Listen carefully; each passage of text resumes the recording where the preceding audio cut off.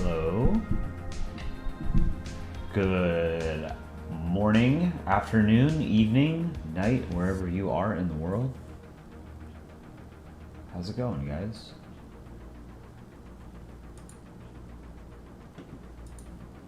Make sure you guys can hear me. Cool. Wow, a lot of people in chat. Very cool. Yes, I am late. I was out late last night, so there was no shot I was going to do a morning stream today, so my apologies, but thank you guys for joining on this, well, it's not beautiful outside here, but nonetheless, a beautiful Saturday. So, we'll do some chat portraits today, and I kind of want to do, I kind of want to draw like the 3-minute portrait that I did of Lincoln. Let me show that again on stream. We do more of those. I think those are fun. So this was the reference image that I used of Lincoln. And I did a 3-minute reproduction. Which was pretty bad. I think it would be cool to do some more of this. Doesn't have to be people, but I think it'd be pretty cool. Fun stuff. Don't forget to drop a like on the stream so that more people can find it. All right. I do want to show one comic that I posted yesterday. It only got about 2,000 upvotes, which is not great. But I drew this partially on stream. And then I drew the first panel on stream, if you guys remember. And then I did the rest of it off stream just because I needed to focus on it. It wasn't as popular as I thought it was, but this is an O.J. Simpson reference. I guess a lot of people who frequent r/Polandball are not super familiar with O.J. Simpson. But yeah, so this is O.J. He's dying. He's dead. Goes up to heaven. You have not unlist a kiss, we give a kiss, you ride to other place. Doesn't get into heaven. And then he's sent to... Sent to hell in his white Bronco. So if you guys are not familiar, O.J. Simpson effectively got away with double homicide in the 1994. He killed his ex-wife and...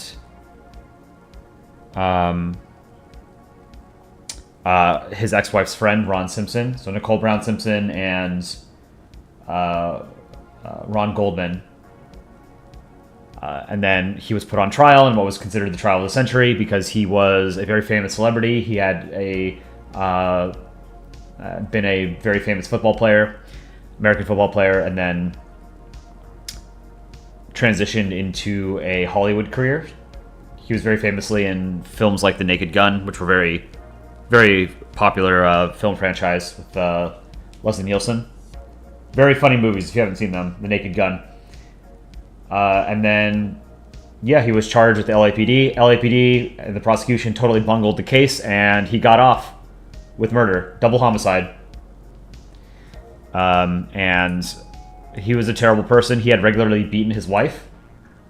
He was very abusive, and now he's dead. Cancer got him. So there was a comic I made.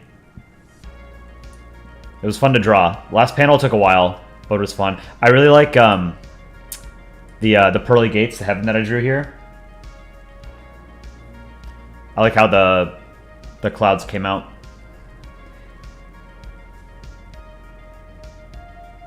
All right, ASJW Federation. Let's draw your profile picture. Goodbye, Mr. Lincoln. We'll do ASJW first.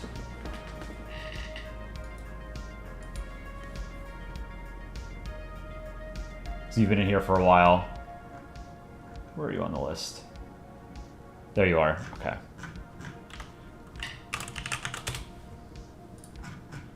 What is Ohio doing? All right, I need to find your... What's your YouTube handle?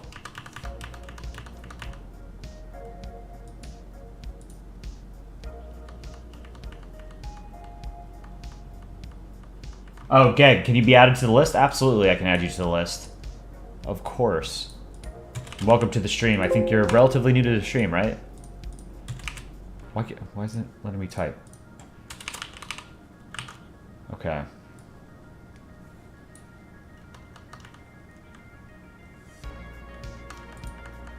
SJW, if you're in the chat, can you let me know what your YouTube handle is so I can find you?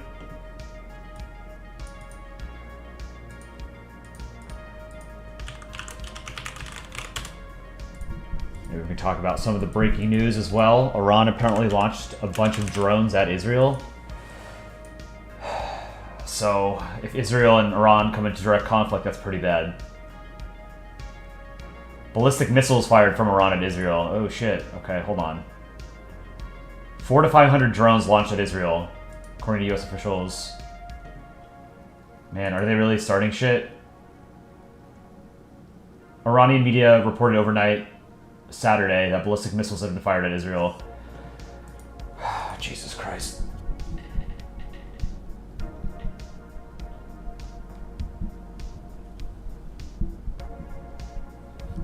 CH Roswell Productions. Do I think your profile picture will be drawn on the stream? I don't know. Let's find out. Alush, welcome. Hello, hi. Great username. The list is just growing like the homework accumulating faster than you can complete it. True. Yeah, it's there's a lot of people on the list.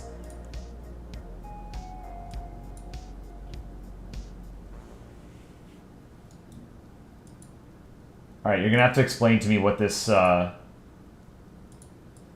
what's going on in this photo. What is this? This looks like an M1 Garand. What's the flag? This will be fun to draw.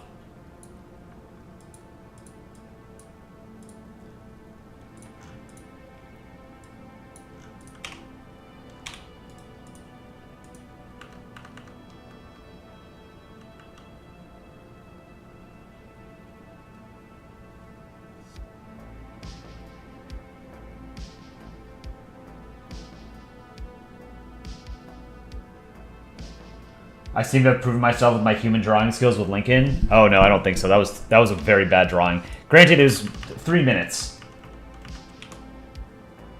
But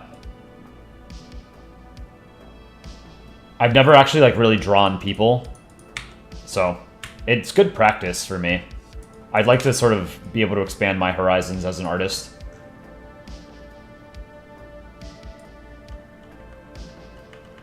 The writing on the circle is anti-social justice warrior.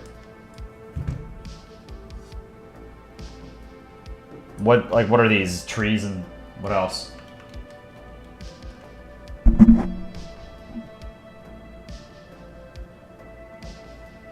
CB Qatar, welcome.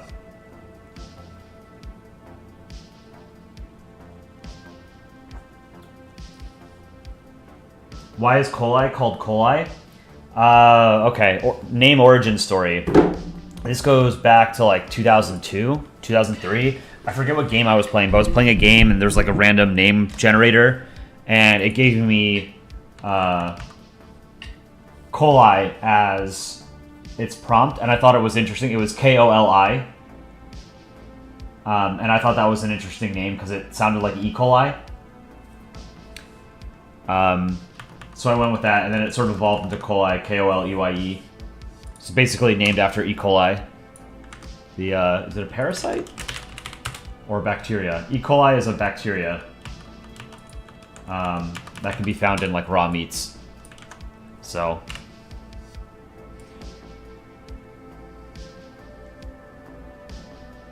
let's see the eyes.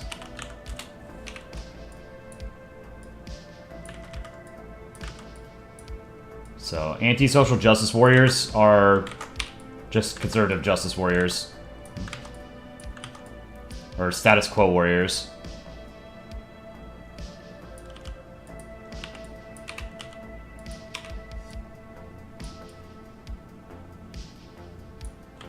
Those are good eyes. Yeah, I'm a bacteria. I'm a sentient bacteria. No name, you canceled Bukaram vs. Nazi Painter animation because some Stupid error eliminated your progress. Interesting. Mc07 Snow. Are we allowed to draw Chile as a rattlesnake? You can... I don't know if you can add a rattle, but you can draw Chile like as a snake. Yes. Need Discord? We are still working on the Discord. That's in Dick Rhino's wheelhouse. So I think Dick Rhino just recorded 2 videos for the channel. So those will probably be coming out next week. And I think in one of them he's going to be announcing the Discord channel. So keep your eyes peeled. It will be next week probably that we'll have the Discord go live. And you guys will be able to hang out in there. But just remember, like, you know, we don't want to have... we're not going to tolerate things like bigotry or bullying or anything like that. So, like, we will have to moderate the Discord, but it would be great if people could sort of just get along, be tolerant.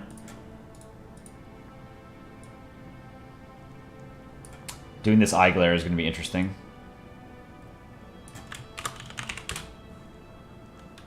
Let's hide the eyes. So the seal...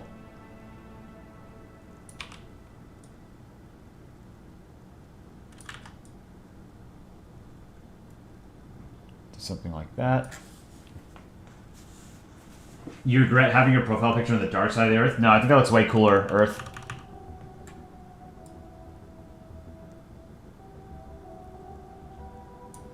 Earth, gotta be one of the best planets out there.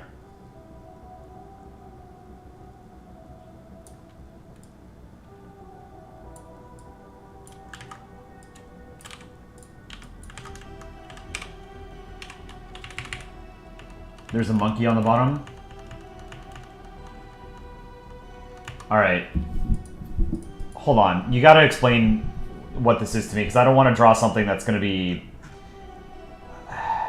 inappropriate.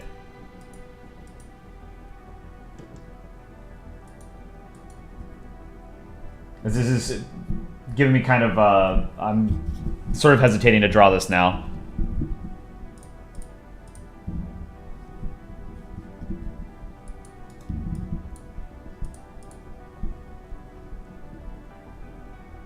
What I'm saying is don't be a dick on Discord? Yeah, basically. Okay, but like what is this flag? What is this seal? I don't want to draw something that's racist.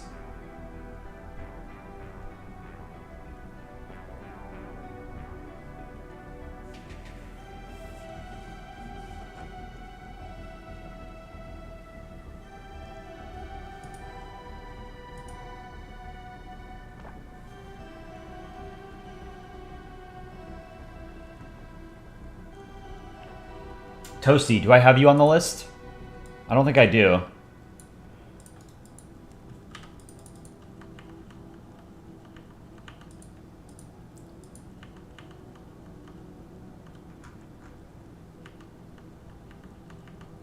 You got banned from the Country Ball server? What's the Country Ball server? I don't think I have Toasty on this list. Let's add Toasty.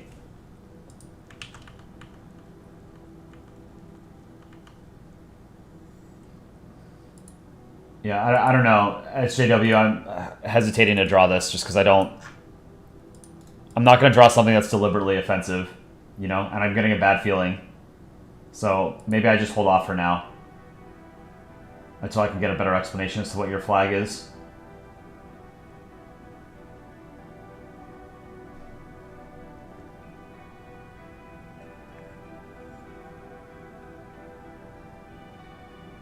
You made a comic and accidentally deleted it. It was the most painful thing ever. I made a 2-hour recording of a podcast with Dick Rhino and Gate Nerd and accidentally deleted it. So I know the feeling. And that was only last week, a couple days ago, that I accidentally deleted it. Okay. Sorry, SJW, I'm just going to hold off for now because I don't want to draw something offensive, you know? Sorry. Alright. Let's move on to someone else for now. CH Roswell Productions. Do I have you on the list? I probably do, right? You've been here for a long time. Yeah. Let me see if I can find your handle.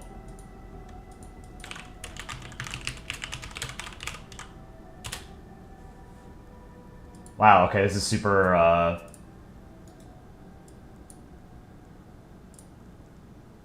super detailed. This could be fun.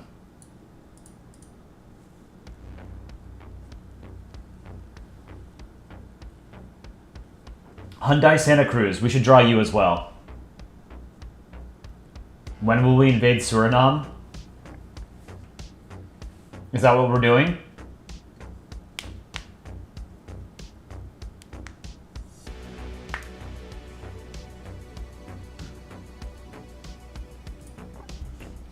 This is pretty cool. What is this? Looks like US flag on the left. What's the other flag?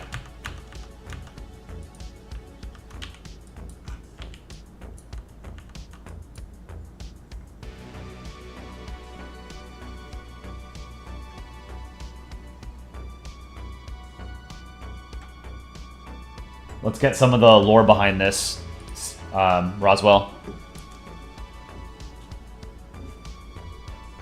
Share with chat what's going on.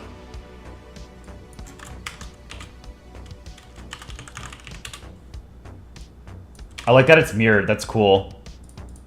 It'd be an interesting effect to try and duplicate.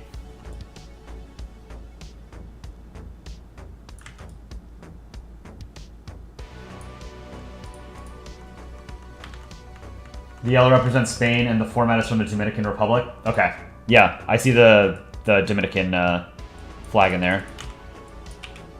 Structure, whatever you want to call it. We can talk about the news as well, what's going on, because I am interested in what's happening, to put it lightly, between Israel and Iran, because this is something that we've been fearing for decades. Direct like conventional war between Iran and Israel is bad. Particularly, you know, if it gives Iran the impetus or the justification to create a nuclear bomb, because they're basically a nuclear threshold state now, and have been for a couple of years. So, I don't think... I'm sort of resigned to the idea now that no one could really stop Iran from getting a bomb at this point if they want it. It's just they haven't made the... As far as we know, they haven't made the actual decision to do it. But they could do it at a moment's notice. That's how I feel the situation is probably like right now. And that's not good. Nuclear proliferation is bad, right? The more countries that have nuclear weapons, the more likely it is for them to be used either as in an accident or deliberately in war. So, Iran getting a nuclear weapon is not good. Juan loves memes. Hello, welcome to the stream.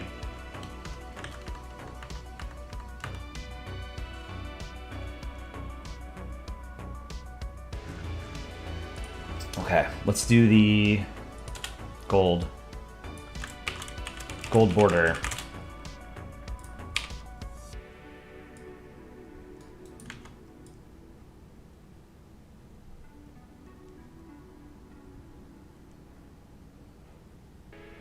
Yeah, this is a super sick profile picture. Big fan.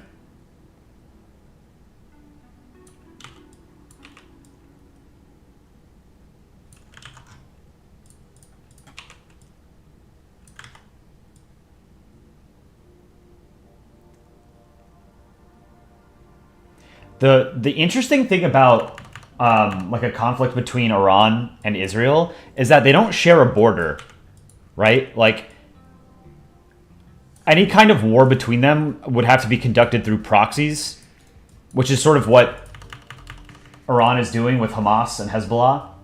They're basically Iranian proxies in Lebanon and Gaza. Because I think they're separated by Jordan and Iraq. So unless Jordan and Iraq were either fully invaded by one or the other, or gave permission to one of the belligerents to move troops and equipment through, like, you're not going to get an actual like conventional battle between Iran and Israel. And then, you know, if Israel was ever actually physically threatened, the United States might have to step in. And then you would get a conventional war between the US and Iran. And if the US ever gets dragged into a war against Iran, there's absolutely no shot Iran is not building a bomb. You know, they will build the bomb if they feel that the United States is threatening them. The whole situation is a powder keg. It's kind of like the Balkans pre-World War I. But it feels like most of the Middle East is kind of like that because you have so many different countries and like non-state actors, like terrorist groups that just like hate each other for usually like not good reasons, but hate each other nonetheless. And are often just like looking for an excuse to go to war or to kill people, you know? Like it's pretty awful. Let's do the eyes first.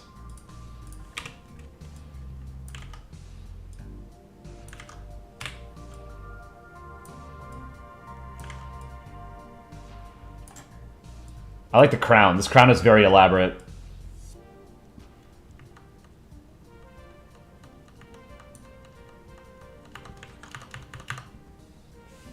You think Iran is a goat by helping Palestine? That's a hard disagree. Hamas does not put the interests of the Palestinian people ahead of their own sort of ambition.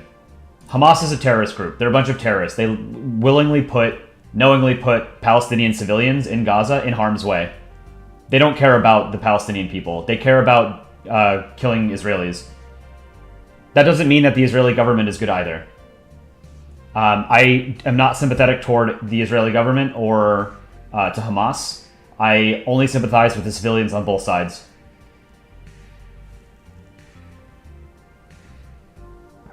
One of the things that people need to learn is that, and you know, I'm sure many of you already know this, is that if there's a conflict or some sort of competition between two sides, you don't have to take a side. Particularly if you don't like either side. Or if there is no moral side, right? The Arab-Israeli conflict at large is not a black and white issue. It never has been and it never will be. There is no good side, there is no bad side. It is not good versus evil. It is incredibly nuanced, and it's quite literally buttressed by thousands of years of human history. It is not a simple conflict by any means. It's incredibly complicated. So for people, you know, who are living in the West, or not even in the West, you know, in the greater world, if you don't have like a personal stake in the conflict, like don't rush to take a side, because chances are most people don't understand the conflict as well as they should. And again, it's okay to say, I don't know. I don't know is a perfectly acceptable answer to most questions related to politics, geopolitics, history, international relations, whatever, right? These are subjective, largely subjective kinds of topics.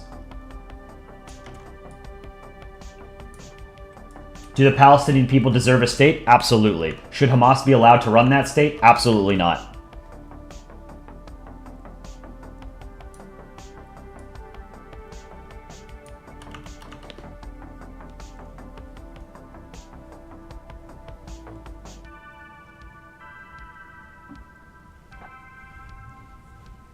You respect my opinion even though you're with Palestine? Yeah, I mean, like, I'm not taking sides here.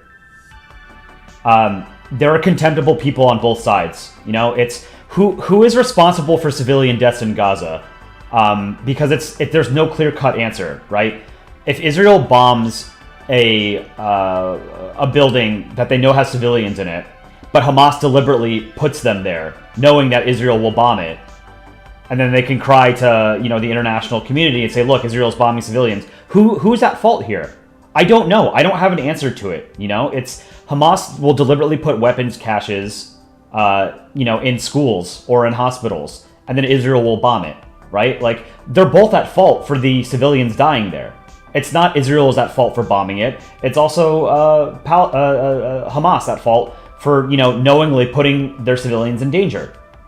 You know, they're using them as puppets, as human shields. They're both terrible things, you know? And from the Israeli perspective, if you're fighting a war against a belligerent, you know, that will use these sort of soft targets as human shields, how do you fight that enemy? I don't know.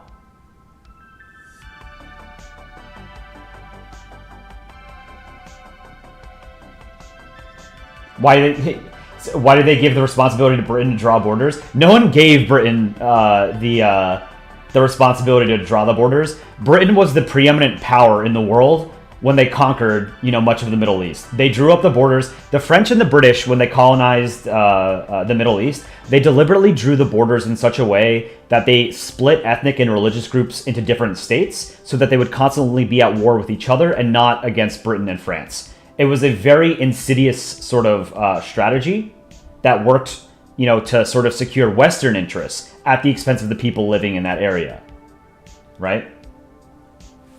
But yeah, the modern Arab-Israeli conflict, if there's any one country that is responsible for it more than any others, it's the British government.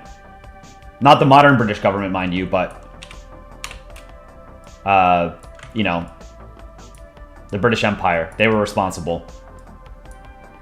But there's no solution. There is no solution to the Arab-Israeli conflict.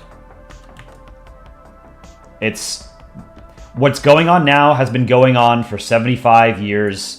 It'll go on for another 75 years, barring some, miracle, I'm not hopeful that there will be a solution. I'm not old, but I've seen this cycle play out in the same way several times already in my own life. These sort of kinetic conflicts between some Palestinian group or some, anti-Israeli Arab group and Israel. Whether it's Hamas or Hezbollah. I've seen it all before.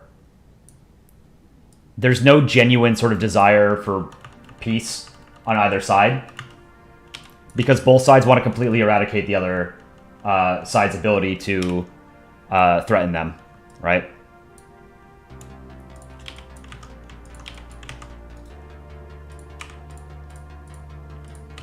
Whoops.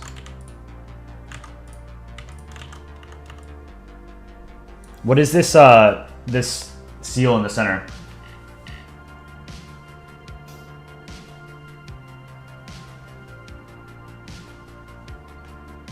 The UN was given the choice to make the Israeli-Palestinian borders. Yes, the French and British drew the borders in Arabia, but not all. No, they didn't draw all of it. But most of the modern states that exist in the Middle East were basically drawn by imperial powers. And, UN resolutions and international law only, they don't mean anything when they're not enforced, and they can only be enforced by another country because we don't have a world government with a world police, right?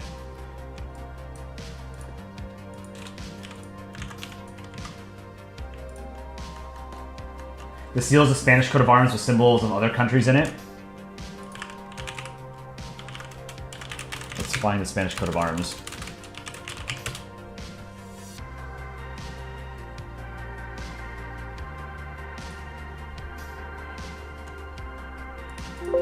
Whoops.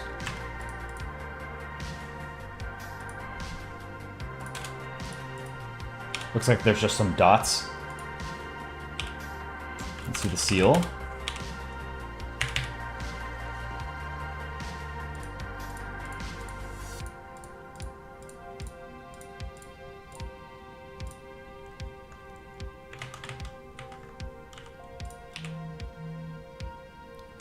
So, I mean, while we're on the topic of Israel-Palestine, my own personal sort of thoughts on it have changed as I've gotten older as well. I took courses on the Arab-Israeli conflict in college, so I read a lot about the history and whatnot.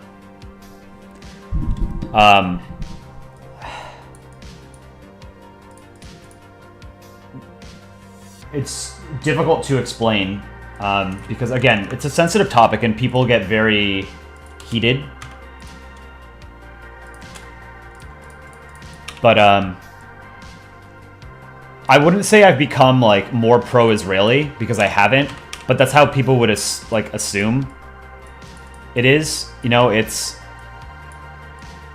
I've become more aware of just like how prominent anti-Semitism exists, particularly in, you know, some places near Israel.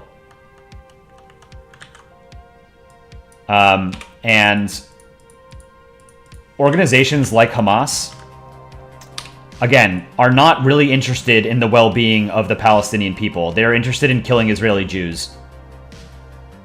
They're not freedom fighters, they're terrorists. You know, when they steal international aid, you know, that's intended for a starving population, you can't call them freedom fighters. They're a bunch of thugs, you know?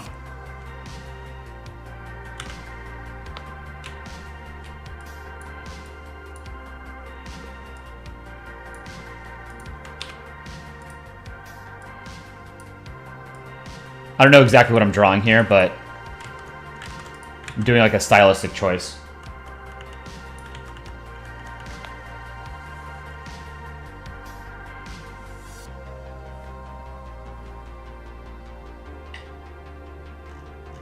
But yeah, so look, the Middle East is full of authoritarian countries, and Hamas is just another one of those like you know, like dumbass authoritarian regimes, you know? The Palestinian people don't have any agency because they're denied it by Hamas. And similarly, the Palestinian Authority in the West Bank is a much better government, but the West Bank is also being annexed slowly by Israel, and they can't really resist it. But the Palestinian Authority is also led by an authoritarian. Mahmoud Abbas has been in power for over 20 years. They haven't really held elections. So, you know, like, does the Middle East need another anti-democratic sort of authoritarian state? No. Like, Hamas ain't it. You don't support Palestine or Israel? Yeah, I mean, like, I'm not personally invested in the conflict, you know? I'm not Arab, I'm not Israeli, I'm not Jewish, I'm not Muslim.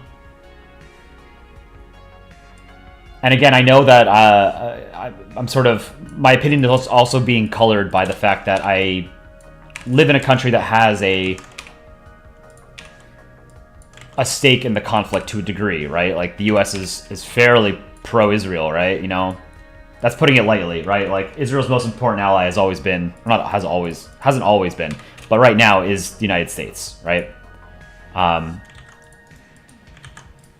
But I don't know. I don't have a solution to the conflict. Nobody does. If anybody had a solution to the conflict that was acceptable for the Israelis and the Palestinians, we would have had it by now. The fact that we don't means that, you know, is indicative of the fact that it's basically just not a solvable conflict. So they'll just keep killing each other. It's sad, but that's what it is. You know, it's the people suffer. So, like, if I lived in Israel or Palestine, I would leave. If I ever had the opportunity, I would leave. It's just not a safe place for either people. You know? It's just a dangerous place. And I know that's, you know, saying if you can leave is sort of a tall ask, right? Because most people in the Palestinian territories don't really have the ability to leave. Either because of the Israeli blockade or because they're, you know, heavily impoverished. But that's the best thing. Leave, move to a safer country. But again, I know that's really hard, and I can't just say, like, that's a blanket solution. New Zealand Ball, you have no real say on the conflict, you just feel for those who have tragically lost their lives. Yeah, I agree. I mean, the civilians, the Israeli civilians, and the Palestinian civilians who've been killed in the conflict are the only ones I feel for. The IDF and Hamas just want to keep killing each other, you know?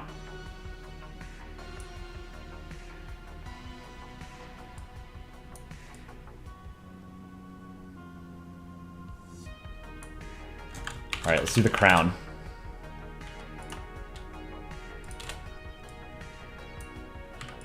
We're going to do the crown in green, I think, first.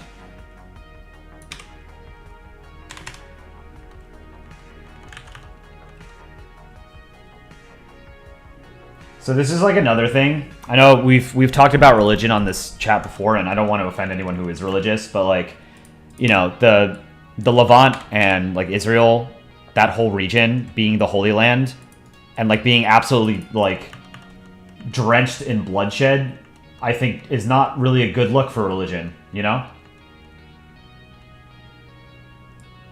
Like, how are you going to convince me that, like, your God is a loving, tolerant God, an all-powerful God, when he allows this conflict to continue basically unabated?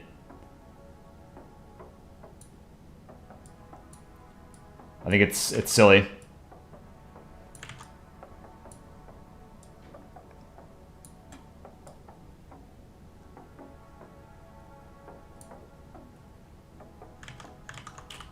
Let's have this come out a little bit more.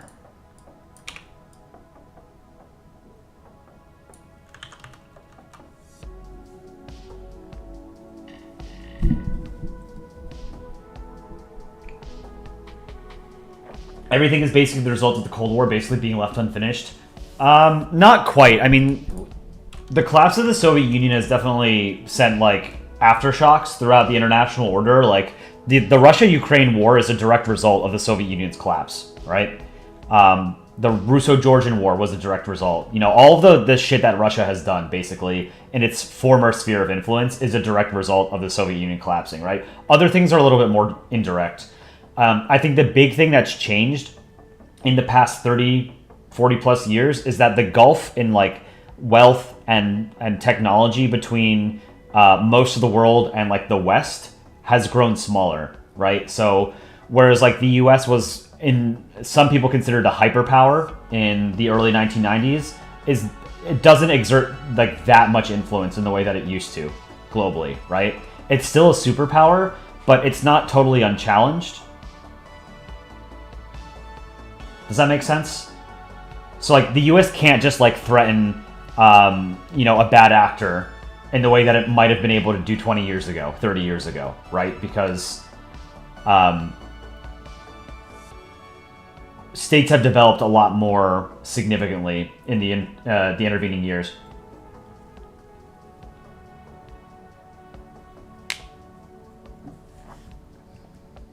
This looks like a chef's hat, kind of.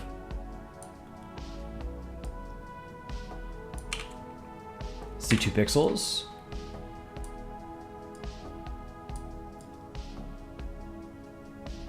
I was also watching a video a couple weeks ago about if you actually had a conventional war between Israel and Iran, the range of the planes that both of them have are pretty limited. They couldn't really strike each other that easily using aircraft. Because, again, like, they don't share a border, so they're pretty far from each other. And combat aircraft, like fighter jets like an F-35 or something, or a Su-27, they have pretty limited range, you know, like 600 miles. And it depends on what the loadout is, right? Like, if you put a ton of bombs and missiles and stuff on a plane, it's going to have a more limited range because it's carrying a lot more, right? So it has to expend more fuel to lift all of that material. So, I don't know. They might just exchange missiles, but it definitely feels like we're in the lead up to something big. You know, like, I feel like the times that we're living in right now feels like maybe what people thought the 1930s felt like.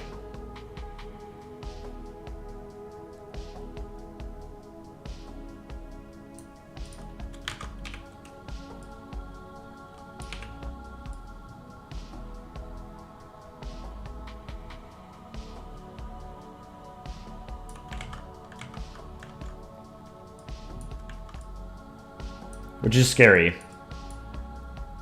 You know, like, nuclear war would be... I mean, everyone would lose, you know? I don't know. Maybe I'd thrive in a post-nuclear wasteland. Won't find out until it happens.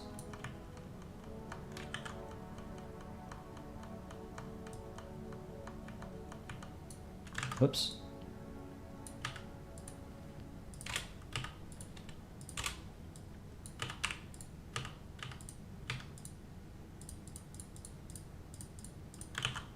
Let's do the gems.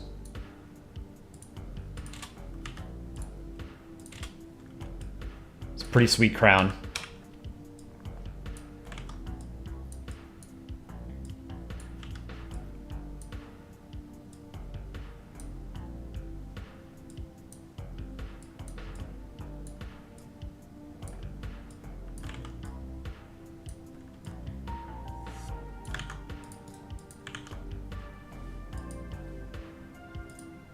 What is this on the right, Roswell? Is this like a country or something? Like a border? What is that?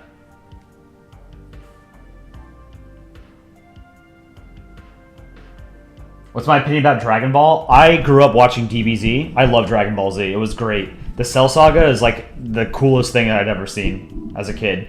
The Buu Saga was not as interesting. I thought the Cell Saga was the best, and then Frieza. No, sorry. The Cell Saga was my favorite, and then the Android Saga, and then Frieza, and then Buu. The like the Vegeta Raditz Saga or whatever was not that interesting to me. And then I didn't really follow Dragon Ball after that. I've never really watched Dragon Ball Super.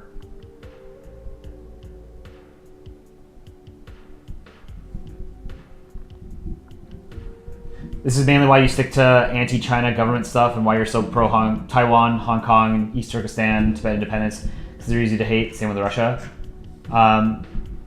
Yeah, so I mean, like, I get that, you know, people are often critical of the U.S. and sort of its position that it's occupied as, you know, at the top of the international order. But if it's not the U.S., it's China or Russia. And if you think an authoritarian regime is going to, you know, be a better keystone for an international order, like, I don't know what to tell you. Like, I think people really take for granted things like free speech, civil rights, freedom of the press. Those things don't exist in Russia or China. And they have absolutely no interest in creating a world order that respects those. You know, like, we live in an anomalous sort of era in human history where people do have these rights. And you do have individual freedoms and liberties.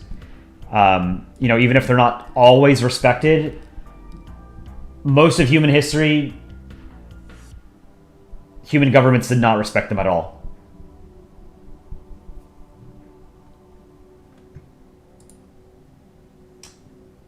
The thing on the right is a fictional country you made? Okay, I'll just trace it then. Interesting. It kind of, like, the left half kind of looks like the northern border, the northern, like the northwestern borders of Iraq. The one on the right, I'm not sure. Let's see, trace.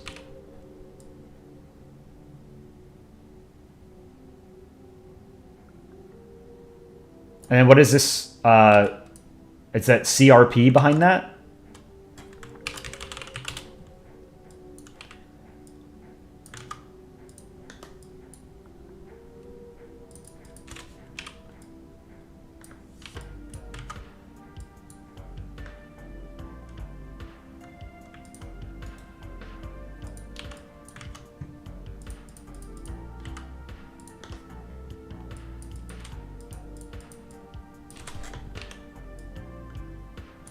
Do 2 pixels here. Oh, guess we'll do 1 pixel.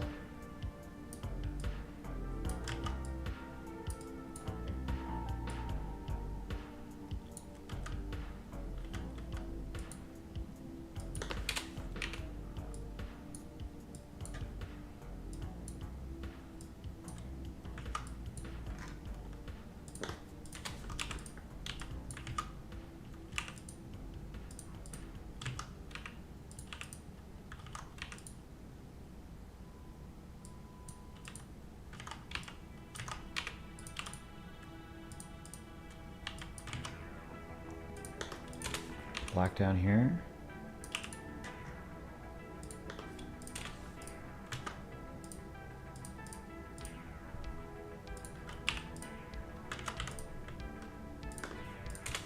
Let's make this a little bit thicker. Thick.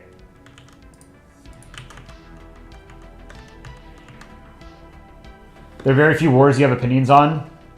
The Russian-Ukrainian war. And even then, the people you feel sorry for, they lose their homes, lives, friends, family. You'd hate to be in that position. So the war in Ukraine is like one of the very few wars where it's very clear-cut morally. Russia's invasion of Ukraine is not justified at all. It's purely through imperialist ambition. That's it. It's Putin and the Russian government and to a large extent, the Russian people do not believe that Ukrainians are a separate people. They do not want them to be an independent state. they want to subsume them into Russian culture and to extend their control over more territory. The idea that this has to do with NATO enlargement is bullshit.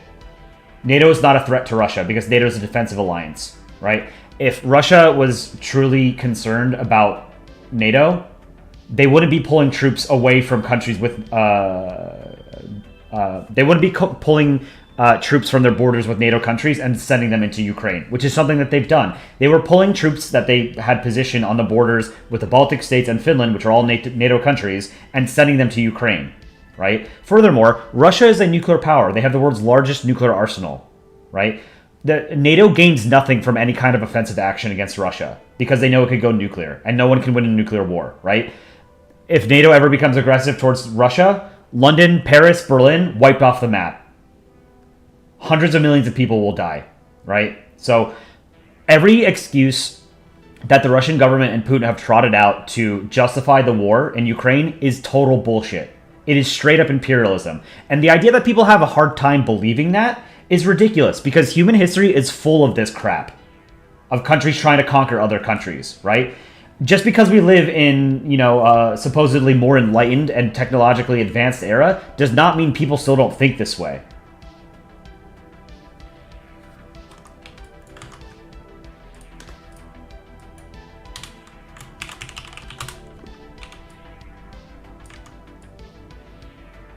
But as I said, not every war is as clear-cut morally as, the war in Ukraine, right? Ukraine is fighting an existential war. They're totally justified in defending their country.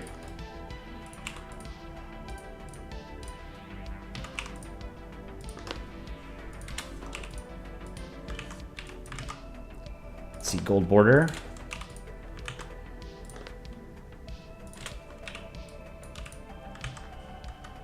Let's do white here.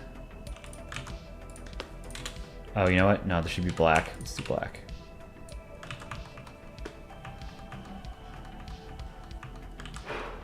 Do we make a Discord for the YouTube? Dick Rhino's been working on it. We will have it out probably next week. He's going to announce it. He has 2 videos queued up for next week, so keep an eye on the channel. We'll have a couple new videos, and he will announce the Discord in one of them. We'll then open it up to everybody.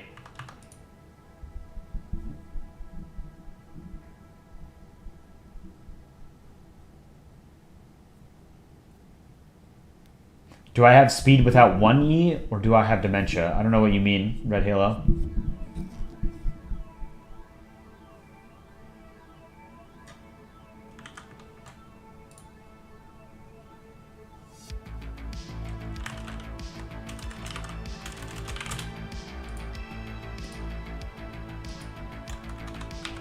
Sorry, 1 second.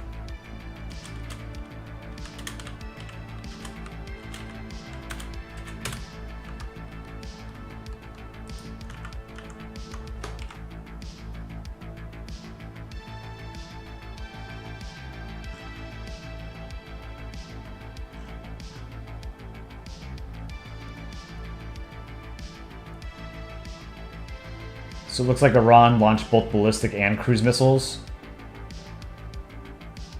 toward Israel, according to Israeli media. But this is all like happening in real time, so the fog of war is very thick. This is what happens when you live in a multipolar world. There is no longer a hyperpower that can sort of hold the entire thing together, right? The United States does not have the power relative to what it once had to the rest of the world to sort of keep a lid on things. You hate the world right now? Your vacation got canceled because of what's happening? The vacation was to visit all 4 corner states?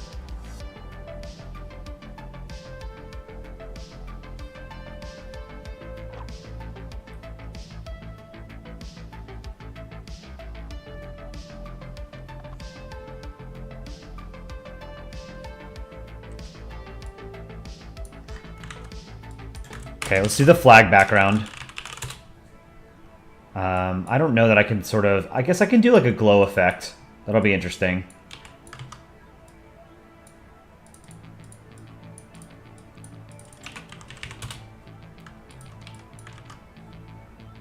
You know what? Let's make this, something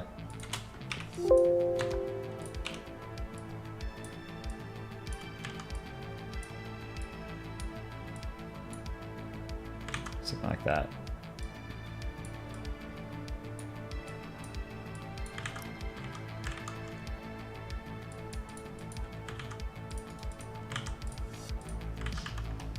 How long will this stream be? I don't know.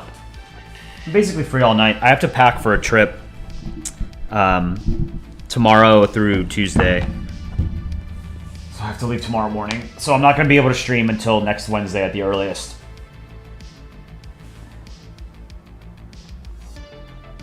So that's why I wanted to make sure I streamed a little bit today, at the very least. Okay, we'll do flag background.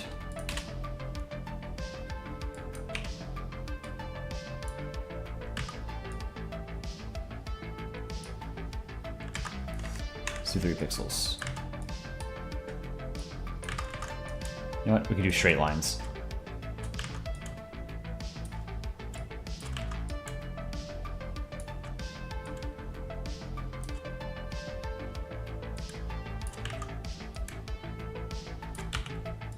Clean that up. How's everybody's Saturday so far? Or if you're well ahead of US time, I guess it's almost Sunday. I've had a very lazy Saturday. I did my taxes this morning. I guess this afternoon. I woke up super late.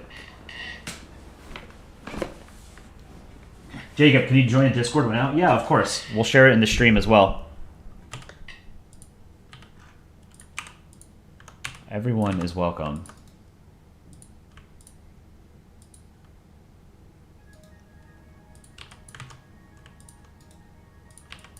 Okay, we got ball.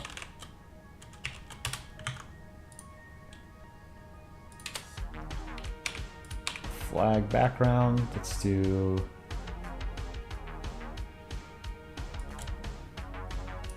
Is that about halfway?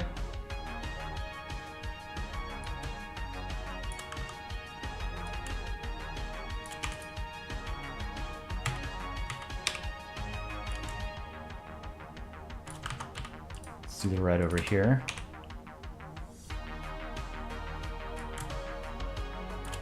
Oh no.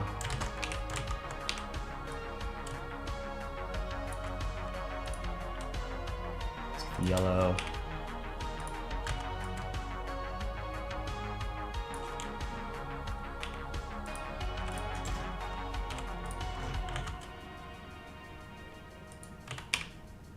Some white here. Okay. And then bottom left is black. We'll do some kind of glow effect on the ball.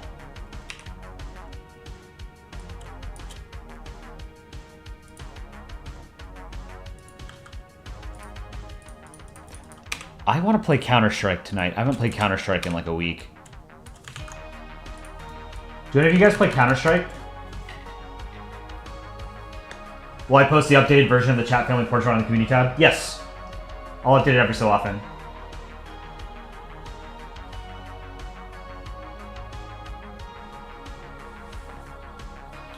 Make sure to drop a like on the stream, boys and girls.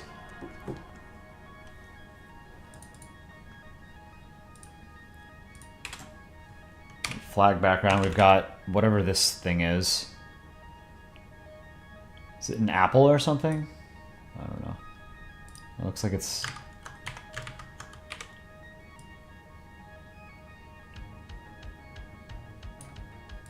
purple?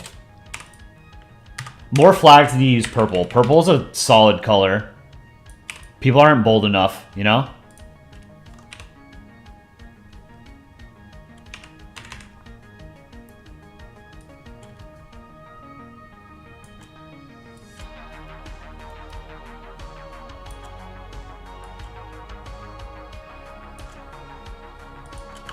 Okay.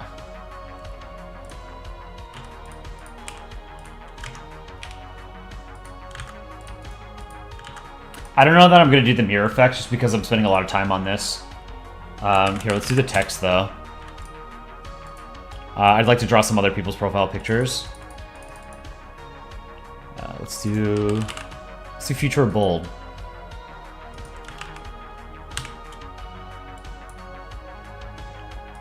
Let's make it 24.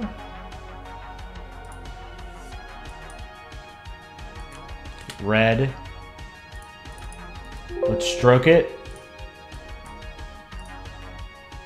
Stroke it yellow.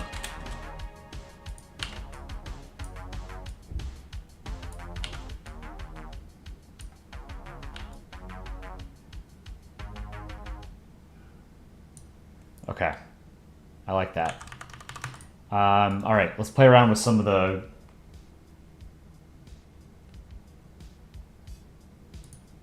glow effects.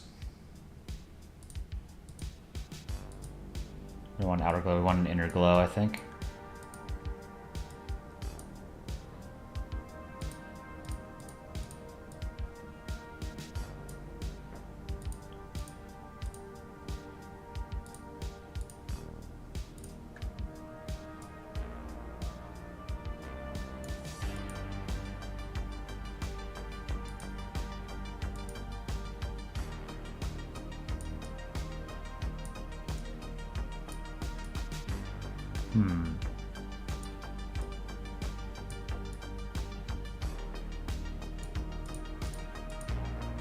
Whoa, that's wild.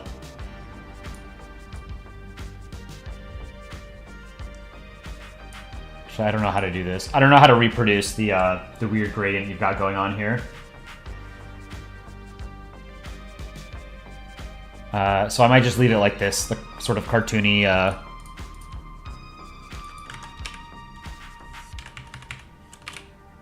like the cartoony vibe I've got going on here anyway.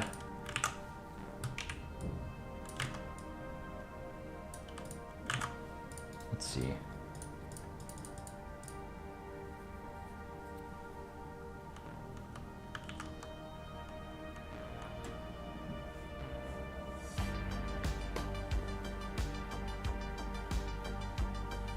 First of all, Palestine didn't start the war, it was Hamas. It may sound like a nerd saying, but it's important. Yeah, that's true. The current war was started by Hamas with the October 7th attacks. And Hamas is not a representative of the entirety of the Palestinian people. Second of all, don't put it all on Israel. In 1947, Palestine was occupied by the Arab neighbors. Also true. Egypt, for example, also helps blockade Gaza, right? But all we ever hear about is Israel blockading Gaza, right? The Arab countries don't want, the Palestinians in their country either. Third of all is the Israeli government. The people of Israel also want peace. There are a good amount of people in the among the Israeli population and the Palestinian population that straight up want more bloodshed. I think it's disingenuous to say that the people as a whole want peace. I think a significant population, I don't even know if it's a majority, but yeah, a significant of Israelis and Palestinians want peace, yes. The problem is, what are the conditions for peace that they are willing to accept, right? That's always been the problem, is, both sides are at an impasse. They're talking past each other because they're not willing to accept what is offered by the other side. That's why the war has continued for 75 years, 80 years, however long it's been, Palestine-Israel war. So again, it's important to point out, this is not a war between Palestine and Israel. It's a war between Hamas and Israel. Hamas governs Gaza. They're only one portion of the Palestinian territories. The West Bank is not governed by Hamas. All right. Roswell, I think I'm going to end it there for your profile picture, just because it's super complicated doing the background. I'm not quite sure how to do it, either the mirror effect or the glow. So I'm going to keep it cartoony because I also want to move on to other people, but this was fun to draw. I hope you like it. If not, I understand. And we can move on to someone else. Let me make sure I get your name right. So I know you've got a super complicated name. Are you still in chat, Roswell? I haven't seen him chat in a while. Oh, I can't scroll up chat infinitely. Okay, I got it. Yeah, I mean, like, I'm also personally limited. Like, I don't know how to do the glow effect properly. I would have to play around with it, but I want to draw some other people's profile pictures. But regardless, feel free to use this if you want.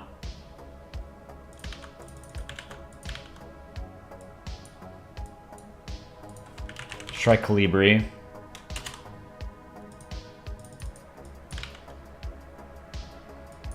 I can't get the...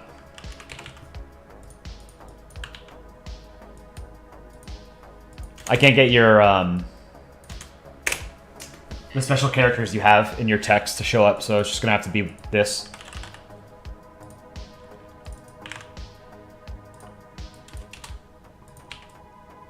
But, I mean, it's a cool name.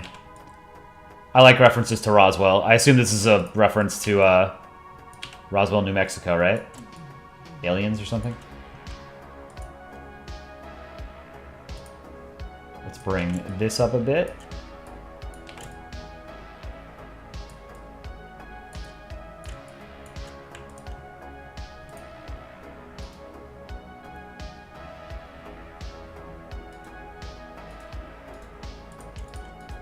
Let's merge these layers. Pull it over here. Okay. Who's next? Did I say someone was next? Oh, Hyundai Santa Cruz. Is he still in chat? If you're in chat, I'll draw you next. Because I know you're like at the top of the list. I have the SJW Federation on here twice. Hyundai Santa Cruz is 4th on the list. Is Netherlands Ball here? Prussian Media, are you on here? Yes, you are. Scottish Scott, are you on here? I don't think you are. Oh, yeah, you are. Okay. Smurf Speed, I don't think I've added you. And then someone else wanted to be drawn, or someone else wanted to be added to the list. Oh, hello, hi. And Smurf Speed. Hyundai. If Hyundai is in chat, Hyundai Santa Cruz, I will draw you. But I need to see if you're actually in chat. If you're not, I'm going to move on to somebody who's here. They are here? They were here earlier. I don't know if they still are.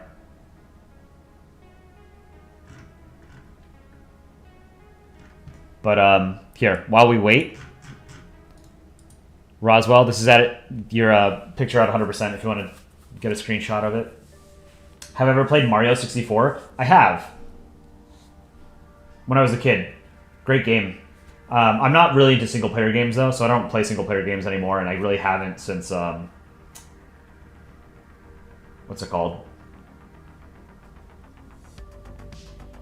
God, like StarCraft? Jack Eglinton, can you be added to the list? Absolutely. Netherlands Ball, you're here. Okay, cool. Let's draw you, because you are at the very top of the list. I started drawing these maybe like 2.5 months ago. I know a lot of people have been waiting very patiently, but I take a long time to draw these profile pictures. I don't know if that's good or bad. I'm sure when someone has their profile picture drawn, they appreciate it. But... uh-oh. Where'd my toolbar go?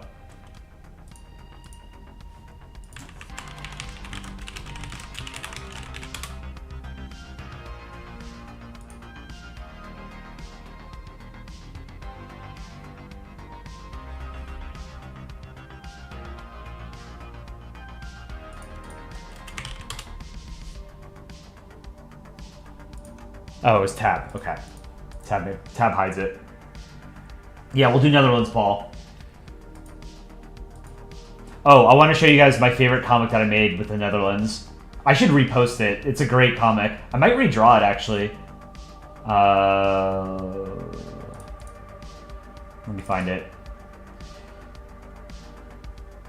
Existential crisis. This is my favorite Netherlands comic that I've made. It's Netherlands and Poland. Netherlands, how can be low country when always so high?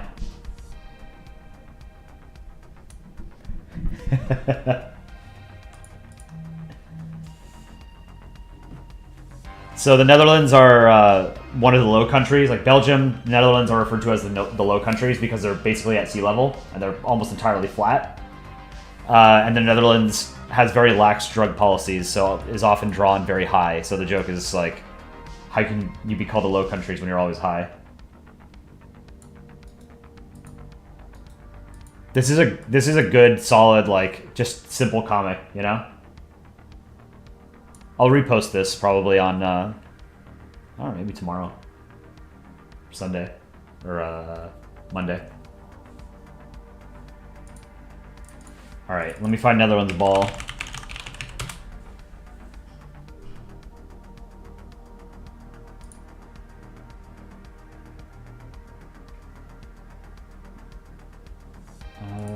Filter by channel. If you search on YouTube Netherlands ball, there's like 24 different channels called Netherlands ball. So I'm gonna need your handle. I don't think you show up here.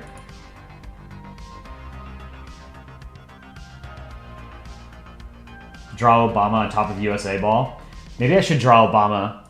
Maybe that could be like my 3-minute drawing. Do Obama.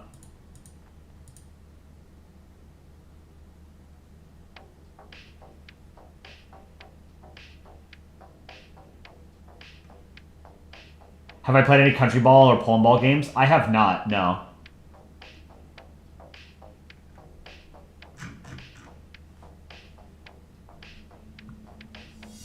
Ethnic cleansing and genocide are not the same things, no. They're different terms, they're related, and oftentimes ethnic cleansing is an important part of genocide, but ethnic cleansing alone is not genocide. Genocide is the intentional destruction of an entire people, either in whole or in part.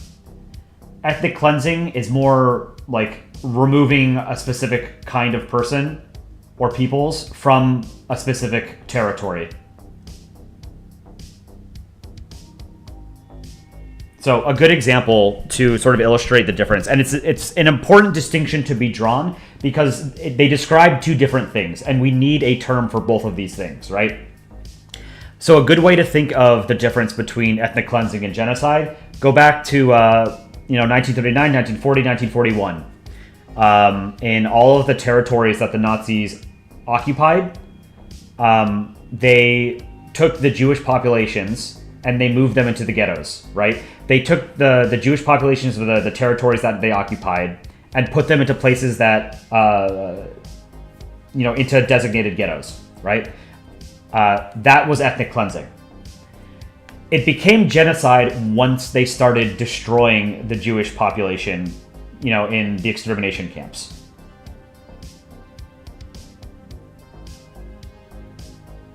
So again, there is a distinction here that is important to recognize, and when people use the word genocide when they mean ethnic cleansing, it cheapens the severity of the claim of genocide, right? Like, ethnic cleansing generally happens more frequently than genocide because there's a lower barrier there.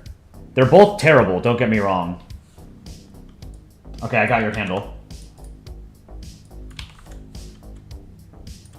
But they are not the same thing, and it's important to recognize that. It's like cakes and cupcakes are not the same thing, right? To use a very poor analogy. We have different terms for different things, right? It's important to have these definitions.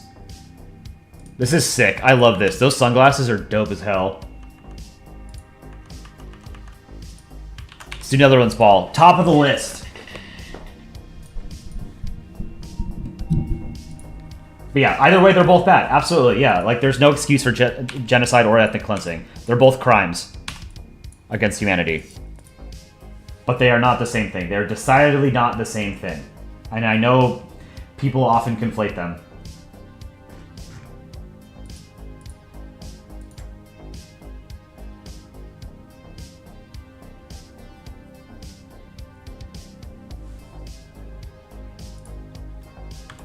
All right, Netherlands ball.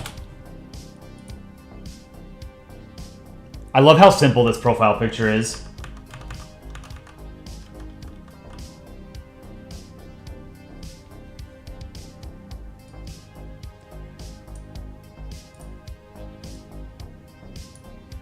Drew doesn't steal them, he showcases comics. No, he steals our content. He's never once asked for permission from any of us on the channel to use our comics. He initially didn't even credit people for their comics. And he makes money off of my artwork without ever asking me if it's okay to use it. And the answer would be no. We've confronted him about it in the past, and he's threatened to dox our users. So we here are not fans of Drew Durnall.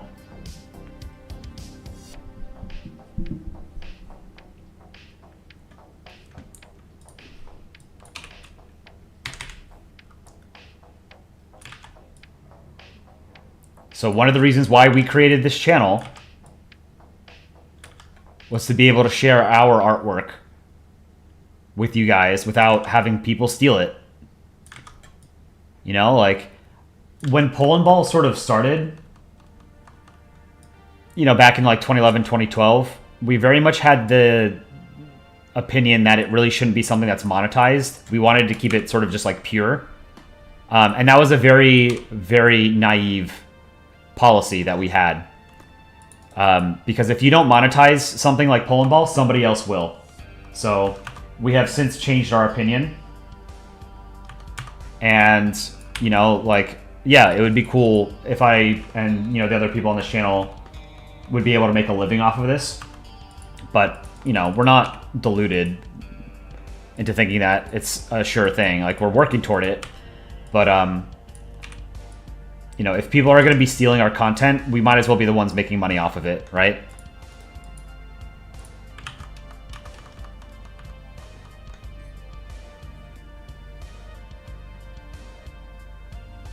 He threatened to dox us. Yeah.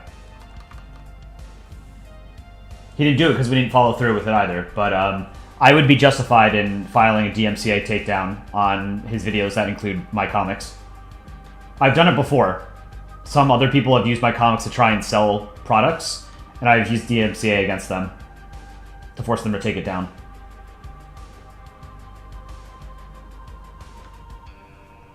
After World War II, the Jews should have returned to their homes. Okay, Pete, think about that from the Jewish perspective. After World War II, you're asking Jews to go back to Germany? Would you feel safe doing that? This is not a justification for like what Israel has done, but think about it from their perspective, right? The Jewish people are also indigenous to, you know, that region, to the Levant, you know, to what we call the Holy Land.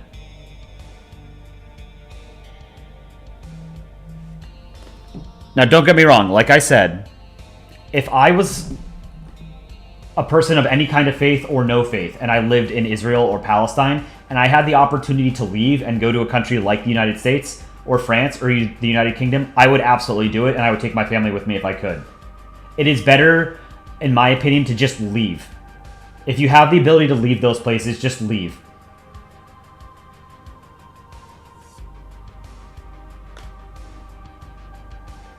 You promised me that most of the people who got sent to Israel didn't live there before. No, like, I understand. The modern Zionist movement arose in the late 19th century with the the explicit approval of the British Empire for the Jewish populations of Europe to move to what was then the British Mandate of Palestine. Right? I understand that. I understand that people immigrated to that part of the world. Right? That was before Palestine existed as an independent state. You know, you can make the argument that it still doesn't exist as an independent state, right? But the problem is, at what point is the population living there? At what point can you consider them native, right? Like, I live in the United States. I don't have any indigenous blood in me, right? I live on stolen land. Would it be okay? Would you be justified in telling me to go back to wherever I came from? Where did I come from? I was born in New Jersey. My ancestry is largely European, you know?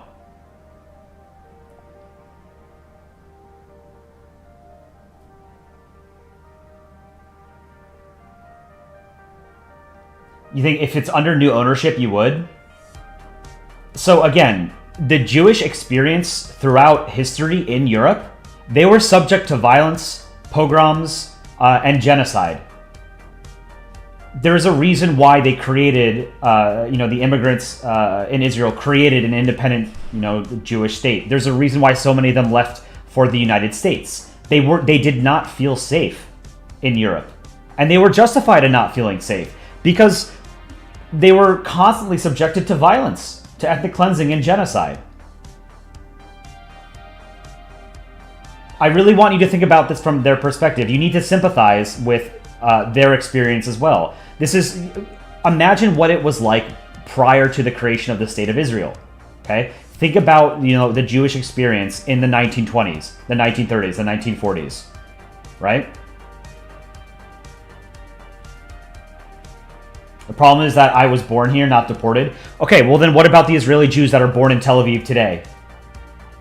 Or Jerusalem?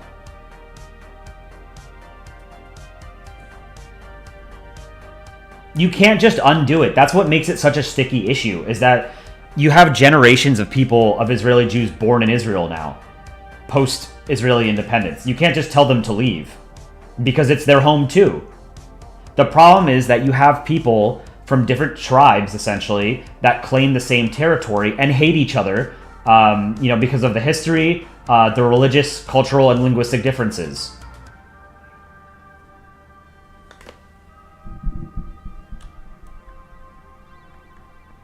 Sorry, you got me going on a tangent. Let's do the eyes. But it's an important topic, and I do like... I do want to take the opportunity to sort of, educate people on some of the history. And I won't claim to be an expert on it, but I know quite a bit about the Arab-Israeli conflict.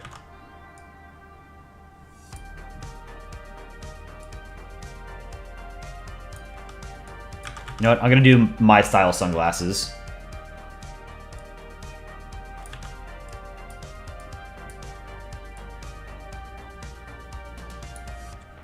And again, it is not a black and white issue. I cannot emphasize that enough. The Arab-Israeli conflict is not a black and white issue. Anyone who pretends it is lying to you or has such a vested interest in it that they're not actually interested in the truth. The Israelis can stay there, just don't treat Palestinians badly. Well, yeah, I mean, ideally, no one would kill each other. No one would harm each other. They wouldn't create an apartheid state. But, there's so much bad blood between the people that live in that region. It's never going to be overcome, which is why I say, if you ever have the opportunity to leave, just leave,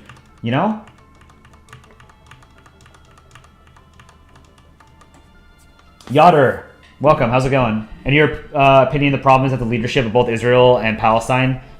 The problem is the leadership of both Israel and Palestine because they're the ones who refuse to reach an agreement. Most of the people on the ground just want to live in peace. Yeah, we were talking about this a little bit earlier. I think basically everyone's in agreement that they sympathize with the Israeli and Palestinian civilians that are caught in the crossfire between Hamas and the Israeli government. So yeah, I generally agree. Hamas and the Israeli government, they want to eradicate each other, and that sort of does trickle down to the populace. There very much are Israelis that want to, get rid of all the Palestinians. There are Palestinians that want to get rid of all the Jews. It's not like the entire population wants peace. It's like when you ask someone what they mean by peace, that's the important question, right? What is peace? What do they mean by peace? If you ask someone, who's like a Hamas soldier, what they mean by an acceptable peace, they might, answer, they want every Jew in Israel dead. That might be their sort of answer to what they mean by peace. Is that acceptable? Absolutely not.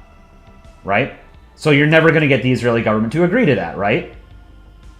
And, vice versa is also true.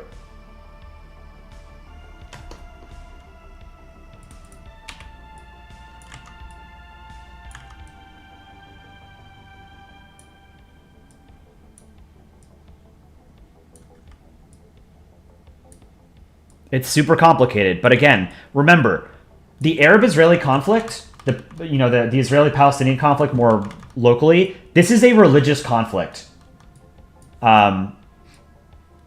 there are other elements to it, but when you involve religion as heavily as you do in a conflict like this, it becomes nearly intractable, right? Because when you believe God is on your side, you won't necessarily act rationally and in your best interests or in your people's best interests, right?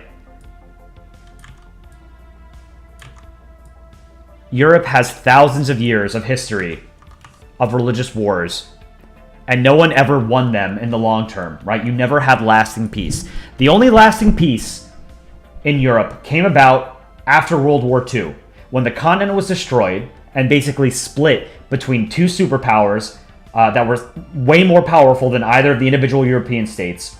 You had the advent of nuclear weapons, creating deterrence among the great powers, and you had European integration, right? Think of something like the European Union. The European Union was not something that was possible 100 years ago. People take it for granted. The British in particular took it for granted when they left. The idea that Europe would be peaceful, united, and would act in concert sort of to advance the continent's interests, their people's interests, that is not what the European experience was for most of human history, right? But now we take it for granted because we have something like the European Union. But it took visionary people and basically constant warfare, thousands of years of warfare for people to understand we can't keep doing this. You know, they had World War I, World War II, and they knew that the Third World War would completely destroy everybody in Europe. They had to find some way to stop it, right? That is the main impetus behind the European Union. The European Union was founded as a way to make war materially impossible, primarily between France and Germany. And it expanded to include most of continental Europe now. I'm a massive simp for the EU. If anyone has any, sort of problems with the EU, I will slap them. The EU is one of the greatest political institutions in human history. It's not perfect, but it took a continent that was at war with itself for 2,000 years, and it put an end to it. The idea that Germany and France can be each other's closest allies, that you can have reconciliation between Germany and Poland after all the terrible things that these countries did to each other, is not something to be taken lightly.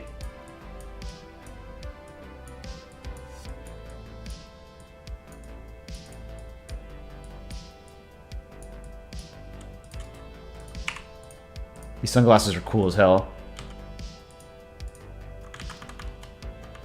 As a Brit, you have a problem with the EU? Let's hear it. I am somebody. Can you be added? Absolutely.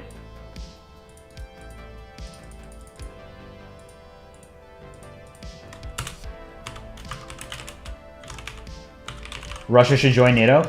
If Russia was ever a liberal democratic state, yeah, Russia should join NATO, but they're not, and they're not going to be anytime soon, if ever, but yeah, like there's no fundamental reason why Russia couldn't one day join NATO. Modern Russia? No.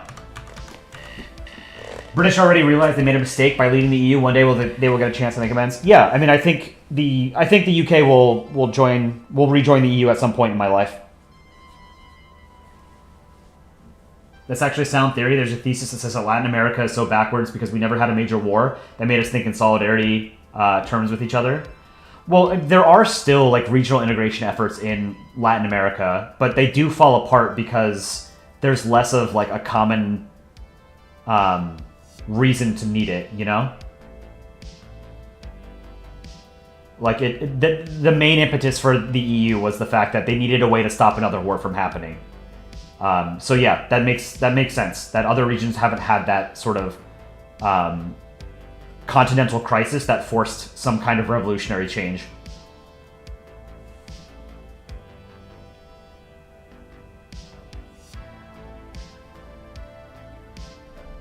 In your opinion, peace is a good answer? Because you remember Malaysians falsely accused you for supporting Israel, but you were in peace. I don't know what you mean by that. The Pacific Island Forum is the only one that works at United Continent. 2 is if Oceania and Australia are 2 different ones, and that's because most of the countries already work together. Yeah, I mean, there are a lot of different regional sort of integration efforts out there. It's just the EU is the most advanced one. The EU is very close to being a state without being a state. They could take the next leap and become a federated state in like the way that the United States is, or Germany, or Brazil, where you have like state level governments and then a federal government. And that's what the European government could be to like the French government, the German government, right? But again, I've said this before on stream. Europeans love considering themselves too culturally distinct from their neighbor because they have a different type of cheese for breakfast. Like, the differences between the Portuguese and, like, Italians is a lot smaller than they claim it is, you know? Same with, like, the differences between the Polish and the Irish. They have more in common than, you know, they want to admit. ASEAN is doing pretty good? Yes. ASEAN is probably the next most significant regional organization after the EU. But ASEAN is even less democratic than the EU because they don't have a lot of these supranational institutions like an elected parliament. It's mostly an intergovernmental organization where the national governments make all of the decisions, right? So your presidents, your prime ministers, monarchs, whatever. And the people don't really have much of a say. But that's what those governments want.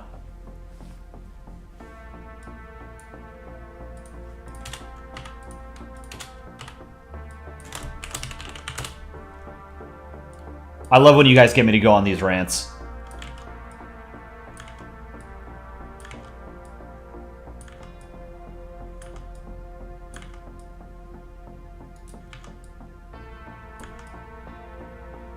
But I would love to see a North American Union. Like, I think US, Canada, and Mexico forming some kind of regional organization, you know, with, like, some shared laws would be great. The problem with it is that the US is just so much bigger in terms of population and economic power relative to Canada and Mexico that they would effectively call most of the shots, right? People complain about how Germany is so powerful in the EU relative to all the other states. It would be worse in a North American Union because the US is just so much more powerful, right? And practically for the US, joining a regional organization isn't necessary, right? All it would do is act as a brake on what the US wants to do. But I would love, like, you know, no borders between US, Canada, and Mexico at some point. Like, it's not viable yet, obviously, because, you know, it's, again, like, there are issues regarding like border security, not just between the US and Mexico, but also the US and Canada. You have very long borders.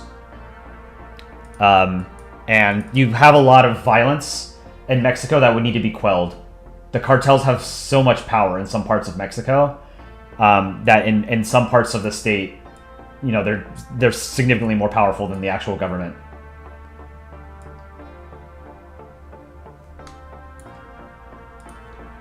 Let's do the border.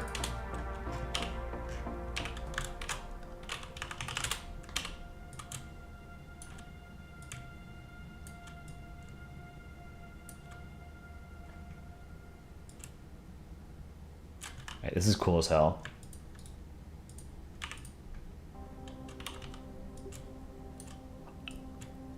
Side note, I love that orange is like the Dutch color.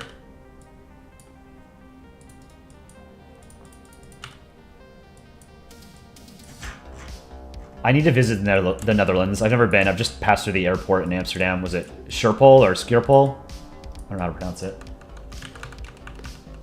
There are nice games that I can play, like Bang on Balls, PC, Country Balls at War, mobile, and more. I'll take a look.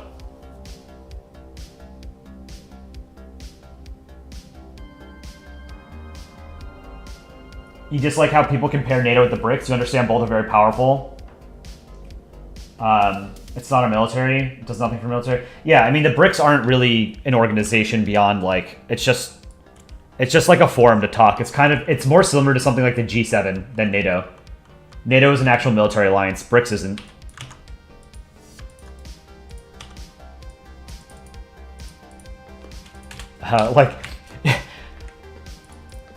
Like, come on. You know, China and India in a military alliance, like, that's never going to happen. China and India have, like, territorial disputes, you know? They don't like each other.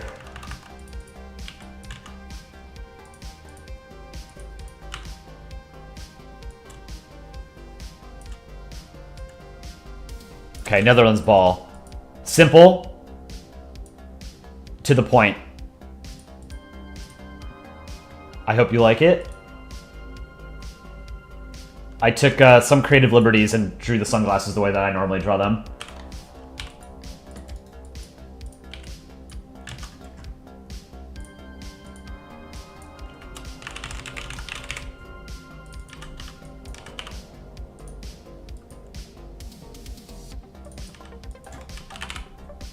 Future of media.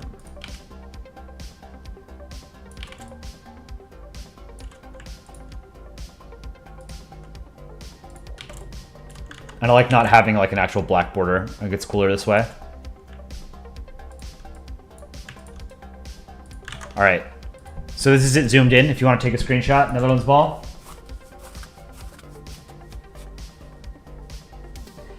Salvinus, I think I do have you on the list, yes. And this is what it is at 100%, if you don't want it to be super pixelated. Now we can take you off the list. Big Balls Production 42. Are you in chat? Leaf Scout. Yeah, I think I have you on the list. Let me double check. Yeah, I have you, Leaf Scout.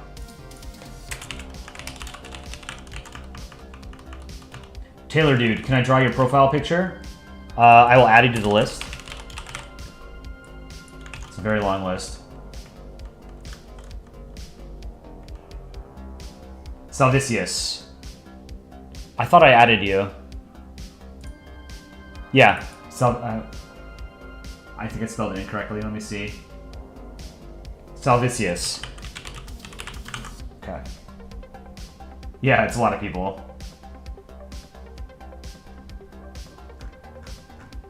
Zodic, have I drawn you? You've been in chat for a long time. And you're a big chatter. Let's do Zodic. If you want to be drawn, of course. If you don't want to, it's totally fair too. But if you have your YouTube handle, go ahead and send it to me in chat. So I don't see it.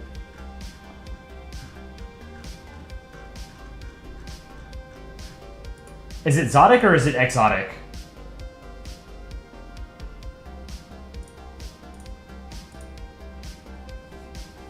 What's your opinion on mappers and YouTube Shorts? I think mapping is cool. I like mapping content.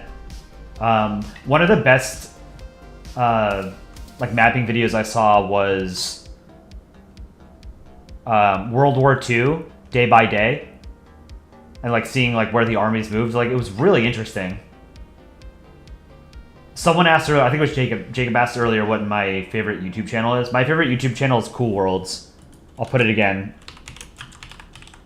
Zodic? Okay, Zodic. So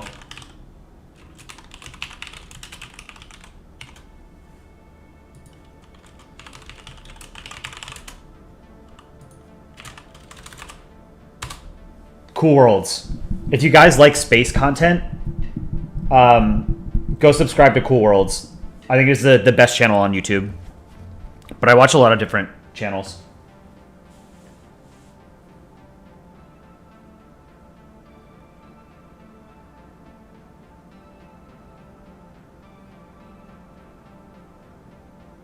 Have I heard of the Chandra Space Telescope? Yeah, that's an X-ray telescope, right?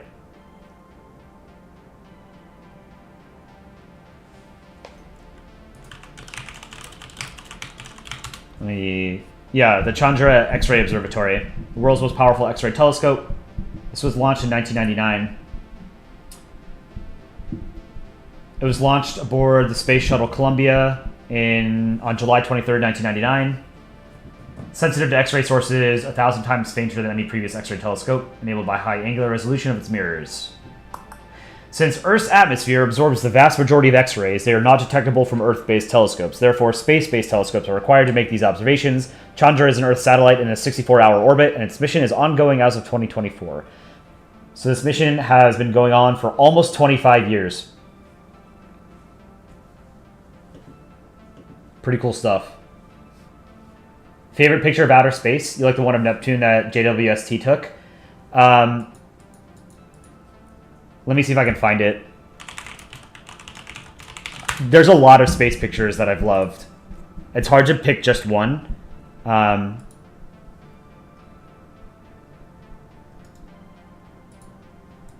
This is a NASA photo. Let me see if I can share it. There's a lot. You know, the famous photo of Buzz Aldrin on the moon.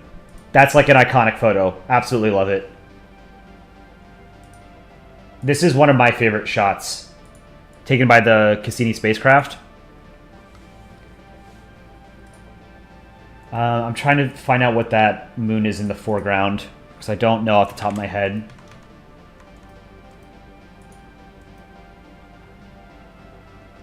Let me double check. Epimetheus. So you can see Saturn's rings here. Almost flat. It's almost in the same plane as the rings. In the foreground, you have a small moon named Epimetheus. And in the background, you have Titan, which is the largest moon of Saturn, the second largest moon in the solar system, the only moon in the solar system that has an atmosphere, a substantial atmosphere, and the only other body in the solar system that has stable bodies of liquid on the surface.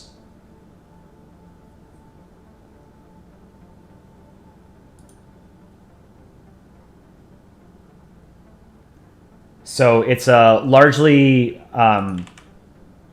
methane atmosphere, I believe. Let me double check. I don't want to give you guys the wrong information. Yeah, so the atmosphere of Titan is denser than Earth's atmosphere. It is... Oh, no, I'm sorry. It's mostly nitrogen. It's 94% nitrogen and like 5.5% methane. Trace amounts of hydrogen and argon. So it's, yeah, it's like Earth's atmosphere. It's mostly nitrogen and then some methane. And then the surface of Titan is so cold that methane exists as a liquid instead of a gas. So it rains methane on Titan and it creates these lakes and rivers and channels. So there's running liquid methane on the surface, carving out channels and riverbeds and stuff like that on Titan. So this is one of my favorite space shots.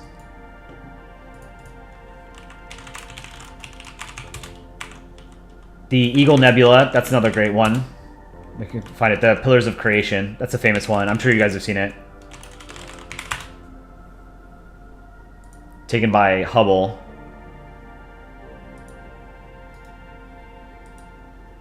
It's a stellar nebula.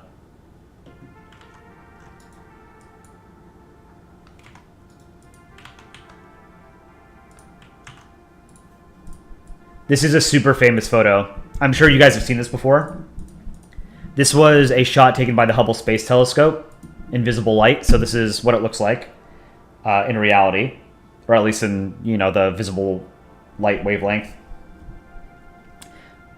These are gas clouds in the Eagle Nebula. They're referred to as the Pillars of Creation. It's a bunch of hydrogen and some helium gas that are condensing into stars.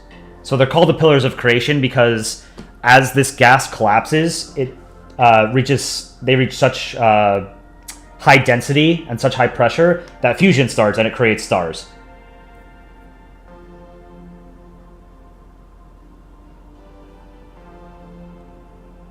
NASA's going to scrap the Chandra telescope. Support your group. Hashtag save Chandra. I mean, Space Telescope's been up there for 25 years. You know, they can't stay up there indefinitely. Don't spam the chat, guys. Astrum is a nice space channel. Yes, Stargazer Elite. Astrum is another great channel. I watch a lot of space YouTube. Astrum's great. John Michael Gaudier is also good.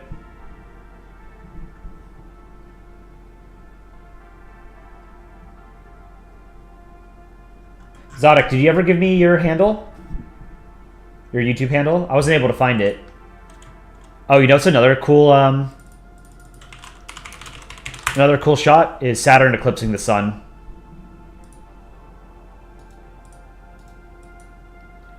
This is a super cool photo. This is also from Cassini, which was an orbiter around Saturn. So this is Saturn eclipsing the sun. So the sun is behind Saturn. Look at how like brilliant the rings are. You can see the very diffuse. I think this is the E ring, the big one, and that is fed by the geysers on Enceladus. I've always loved this photo too. Super cool.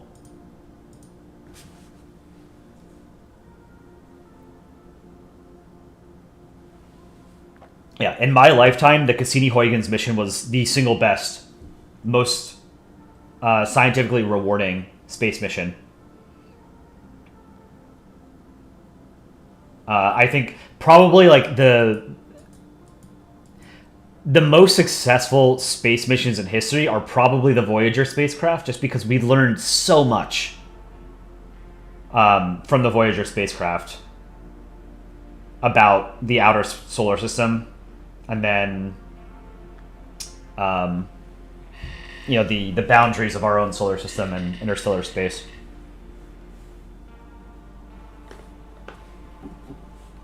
So these are super cool.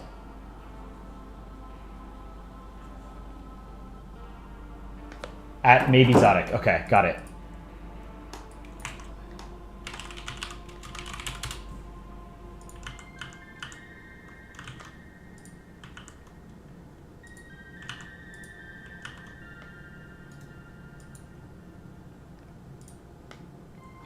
Oh, it's just like an M16.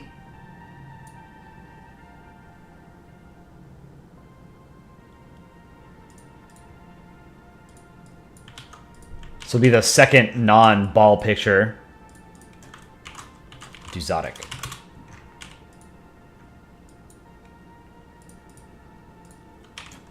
You know what? Why don't we just trace it? Because I'm not going to be able to do it freehand from this perspective.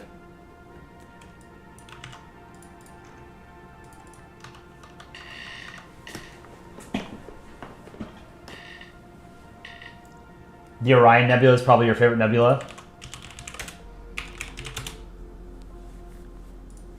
It is pretty cool.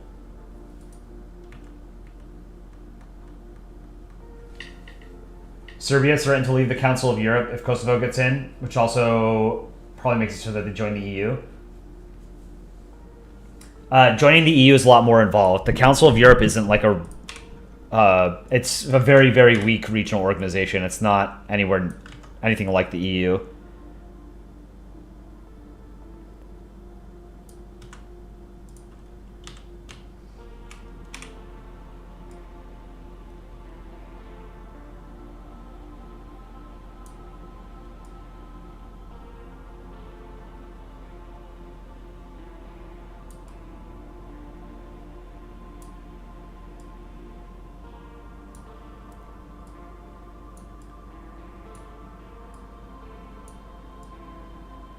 The grit.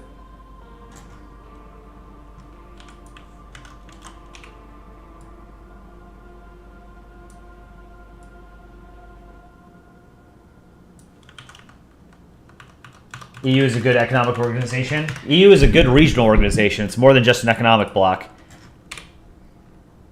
But yes, the EU is good.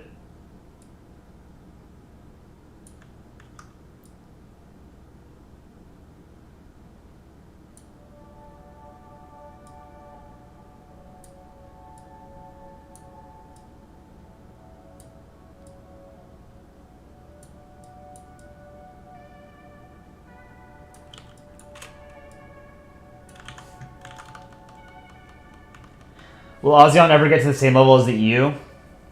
I don't think so. Just different histories guiding both organizations. There's a lot of nationalism that still exists in Southeast Asia that sort of precludes the kind of cooperation that you get in Europe. Do you think Pacific NATO will be formed to counteract China? No. There used to be a thing called CETO, which was the Southeast Asian Treaty Organization, which is basically the same thing as NATO. It included the US, France, UK, Australia, and a bunch of Southeast Asian states. But it fell apart.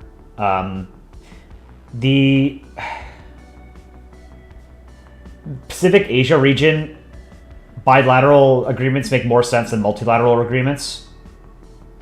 Jack Eglinton, thank you for joining. Hope you enjoy the rest of your weekend. So getting like large multilateral sort of organizations like something like NATO in Asia doesn't really work.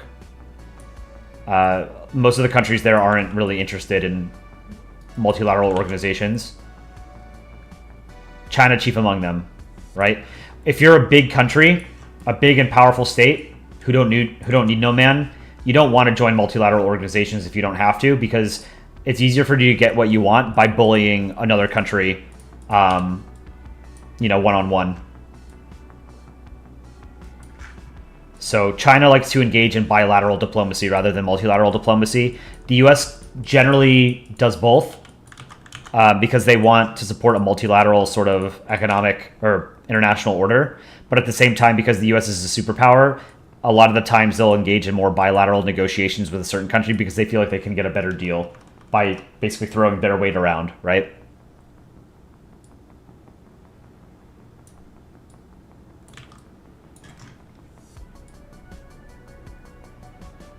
This is really strange coloring.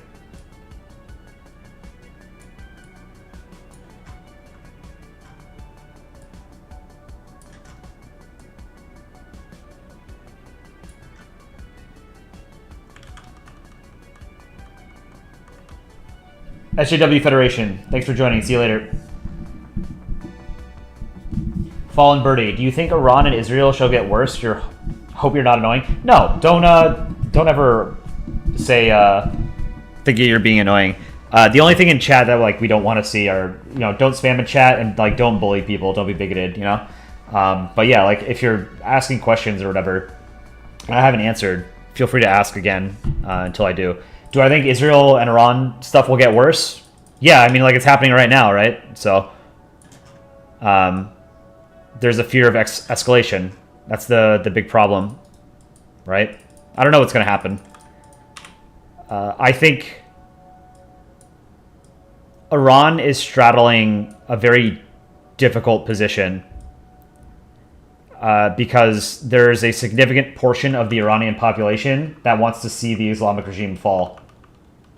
So there's a lot of internal dissent within Iran that is existential to the current regime, right?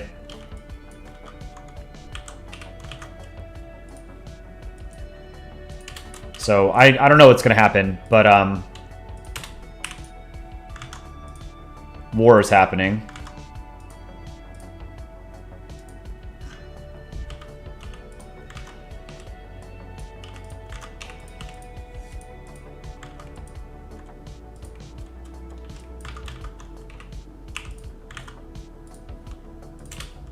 Sucks, but what can you and I do? We have no power.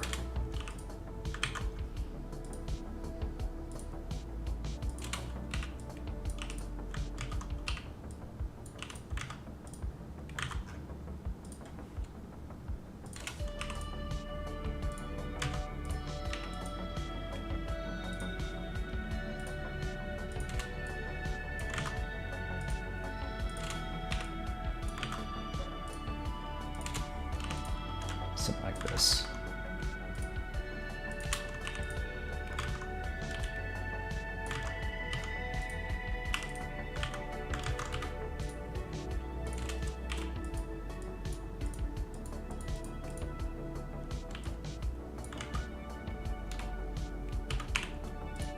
Okay.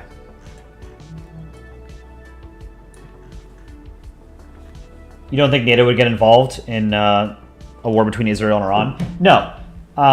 NATO wouldn't, but the US might. The UK might. France might. I have a harder time seeing France get involved than the UK. Like a madman, you've been saying it for the last few years. In the world, we're repeating the same patterns we did in the 1920s and 30s. Yes, absolutely we are. What's my opinion on the caster system? Do you know Voyager 1 may have been abandoned because the computer is going crazy? On Voyager 1, they have a potential fix that they're rolling out. But yeah, Voyager 1 seems to be getting to the end of its life. Because there's only so much of a beating that these things can take from all of the radiation that exists out in space, right?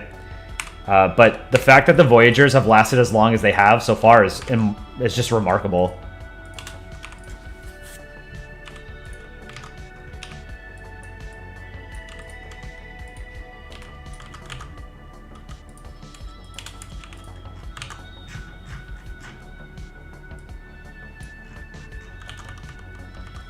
Prussian media. Yeah, I'll draw you next. I know you've been asking for a while, and you are fairly high up the list, I think. Don't let me forget. I didn't really do anything today other than file my taxes, so I can stream for a while. I don't really have anything going on. I just need to pack at some point tonight. Calling back to what we were talking about earlier, what's your favorite photo ever taken in space? Outside of space? Oh, favorite photo ever taken. Wow. That's a great question. I don't know. I have to think about it. Favorite photo. What are... let's see what chat has to say. Chat, what's your favorite photo of all time? Like, famous photo, you know? Like, I don't... Like, if you're gonna say, like, oh, photo I took of my dog, like, okay, well, we don't know what that looks like, right? But if you say something like, I don't know, storming of Normandy or something, the beaches of Normandy, like, then we'll understand what photo you're talking about, right? So what, chat, what is your, what's your favorite photo? Because I don't know what mine is. I have to think about it. Maybe you guys will remind me of something.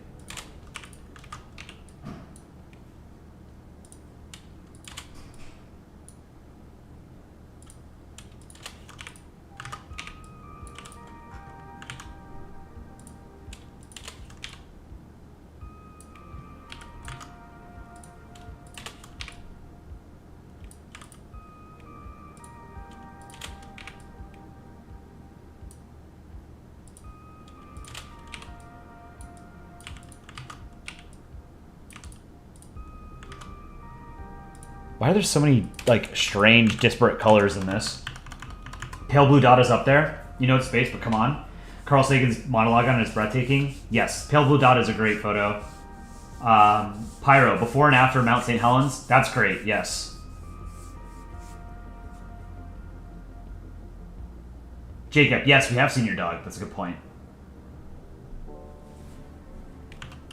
The Pete Kid, your favorite photos of Super Saturn? What is Super Saturn? Oh, yeah, this is so cool. Okay, yeah. Well, it's not really a photo. It's more of like an artist. It's an artist's concept. I can't show it because I believe it's copyrighted by the artist. But imagine Saturn, but like the rings go on a lot longer. Like it's much, much, much bigger. That's Super Saturn. There's a confirmed exoplanet out there, and it's thought that it has a ring system that's like orders of magnitude larger than Saturn's. Super cool. The Buzz Aldrin Man on the Moon pic should actually be up there. It's the pinnacle of human achievement and ingenuity. Yeah, I totally agree with you, Yoder. I think the greatest accomplishment in human history was putting men on the moon. Nothing comes close. Like the sheer amount of like things that could have gone wrong and didn't is mind-blowing. Northern Willow, your mom says Earthrise from the moon, but your favorite is anything from World War I. Earthrise is a great photo. I think that's from Apollo 8.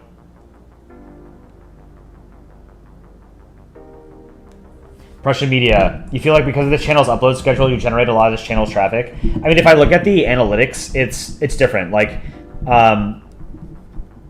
we get more subscribers from like the video essays that Chicken Scuttle Monkey makes. No name. Thanks for joining. See you later. And PNN is like a relatively like stable viewership, but it takes a lot of effort to put those kinds of videos out. A lot of YouTube channels are videos of people talking to a camera, and that's a lot easier to do than drawings, right? Because you just press record on your phone or something. Whereas the videos that we put out require a lot of actual handmade drawings, so it takes a lot of time to do them. But we get more views from the videos than from streams. It's just streaming is like a low effort way for us to help build the channel, but we don't get a lot of like new subscribers from the channel. We do occasionally. A good way of doing that is to hit that like button. Nudge, nudge, wink, wink. But a lot of our view hours do come from streams because you guys are here whenever I'm streaming. But it's also fun. Like, it's a hobby for me, right? It's not just... I'm not just doing it because it's, like, content we can put out. It's, like, I like talking about these things. And there aren't, honestly, like, that many people in my life that I could talk about, you know, the things that I do with you guys. Granted, it's more of a one-sided conversation because I'm the one who's talking and I'm choosing, like, which questions to interact with.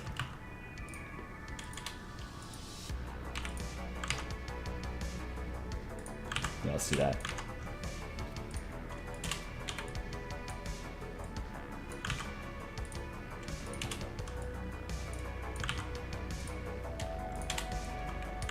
I did stream video games for a while on Twitch, but, you know, there's so many different video gaming channels on Twitch that, like, nobody's going to watch any new streamer. There's no point. It's just the market is saturated. So Polandball being like a thing that I'm actually good at, and being part of this channel has given me access to an audience that I wouldn't have been able to reach organically. So, you know, it's a group effort. The animation's pulling a lot of viewers too. The photo taken of the Hindenburg is tragically great and iconic. Yeah, that's another good one. Shameless plug. True, but when I said that, we got 5 more likes on the video. You follow my Twitch? Yeah, I don't stream on Twitch anymore, so I mean I appreciate it nonetheless, but I don't think I'm ever gonna really stream on Twitch unless the channel sort of expands into Twitch. But I don't think it's going to.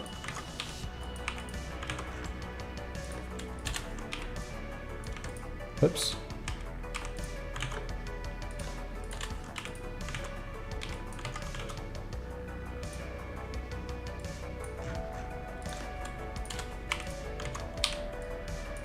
YouTube's, I think, a more interesting platform because, like, you know, we're putting out scripted videos too, and I don't think you can really do that on Twitch. It's primarily just like a live streaming site.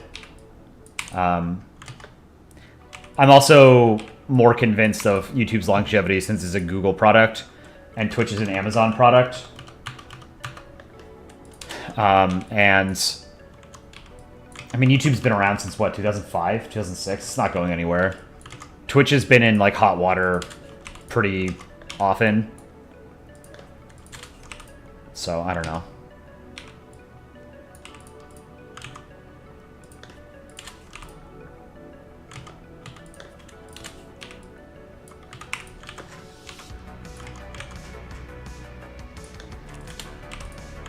Whoa, that's too much.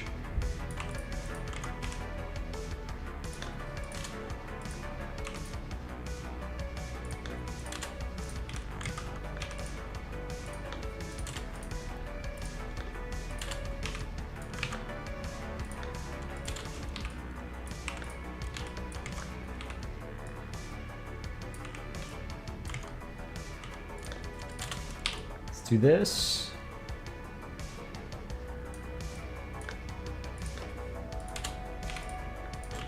I thought this was going to be a simple drawing. It is turning out to be very complicated because there's all like these individual pixels. I'm not doing it like pixel by pixel because it would just take too long. And I don't want to just reproduce your profile picture, right? I want it to be more of an adaptation.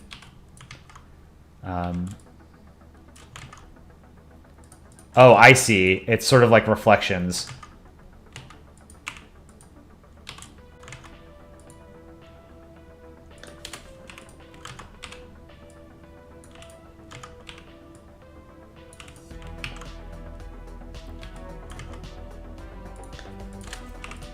That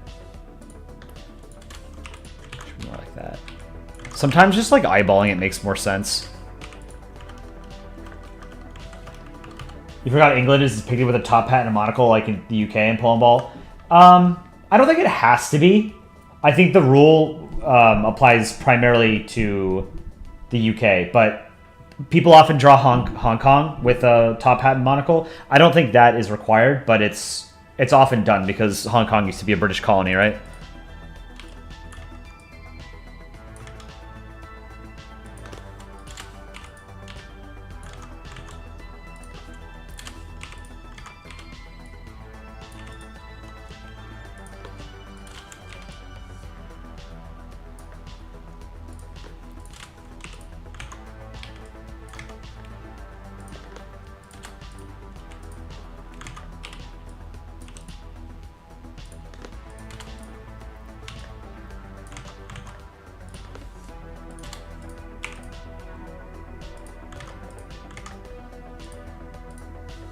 Wow, okay, there's a lot still left to do. Let's try and speed this up.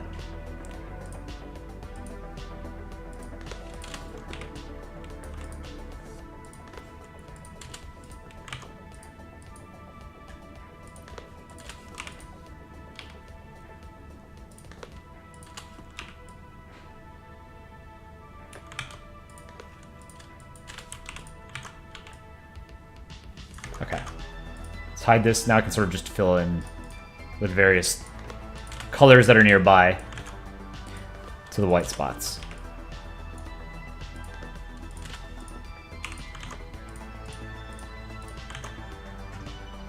Let's do brown up here. This I want to make a little bit darker, like concentric gray rings or something.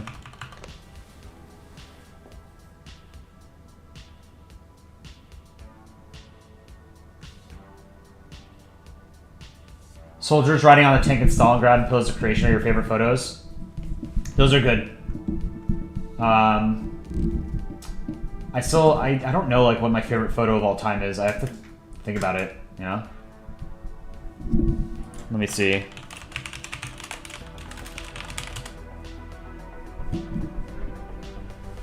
The photo of the construction workers on that pillar when they're building the Empire State Building. I've always liked that photo. That comes to mind. I forget what it's called.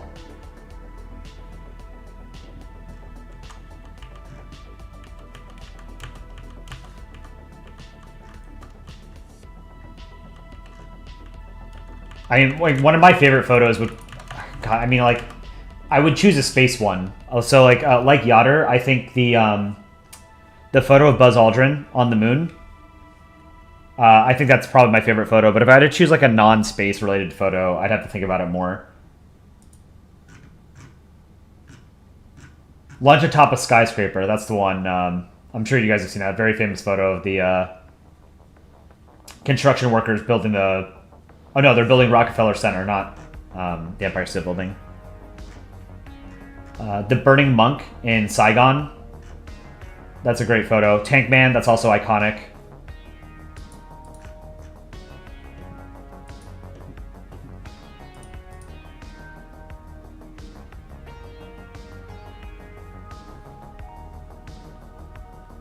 Not a good picture, but still famous. Hitler in front of the Eiffel Tower. It's not that you like it, but it really gives us a strong feeling. A picture, it's scary in a way. Yeah, it is a scary picture. But I get it. I don't know that I would choose something like that, though, because, like, ultimately the impact that, like, Hitler and the Nazis had on history was pretty small. Because they got slapped down incredibly hard, right? Like, the biggest beatdown in history was Nazi Germany. They got absolutely pulverized into, I mean, they were destroyed completely, right? Absolutely obliterated. The Nazi Party is illegal in Germany to this day. The video, the day after 9/11 video, is pretty underrated. Stargazer Elite, your favorite photo is the moon landing and the pale blue dot. Pale blue dot is good, yeah. How did I find Polandball? How did I get into it? I was one of the earliest people to get into Polandball. So we've said this before, but this channel is run by some of like the most old school people that are still part of the Polandball and Country Ball community. So Aaron, C14, Dick Rhino, and myself all started making Polandball comics in 2012, 2013, when the subreddit had about 2,500 or 3,000 subscribers. And today it has about 672,000, and that's just on Reddit, right? Like the country ball and Polandball community is a lot bigger than just the Reddit. It's just the Reddit is where it got popularized. Polandball was first created by a guy named Falco on Crouchan. And we don't know whatever happened to him. He's not been involved with the official Polandball subreddit in any way. But the subreddit has had very strong and high-quality content for years because it has very strong moderation and very strict rules. So I've been drawing comics for, 13 years. So I discovered it on Crouchan. And then I found out that there was a subreddit where people posted comics that they found on Crouchan.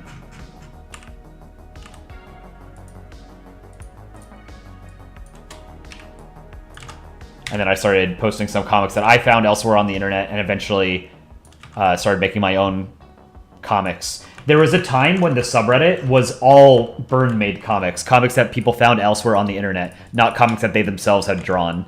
That changed once Dick Rhino, Aaron, and myself started drawing comics.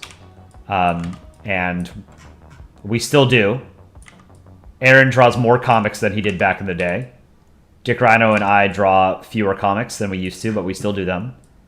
My cadence ebbs and flows. Sometimes I put out a lot of comics in a short amount of time. Sometimes I don't.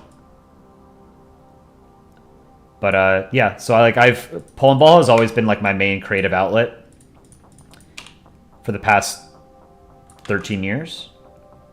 So I'm pretty comfortable in saying that you're not going to find any country ball or Polandball artists out there that have been making comics longer than myself, Aaron, or Dick Rhino. Or any kind of country ball content. The list is vanishingly small. Most of the people who were there before us are no longer involved with the community.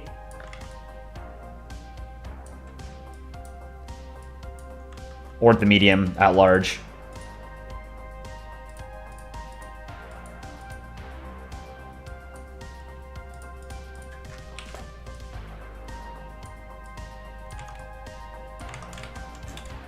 Some circles.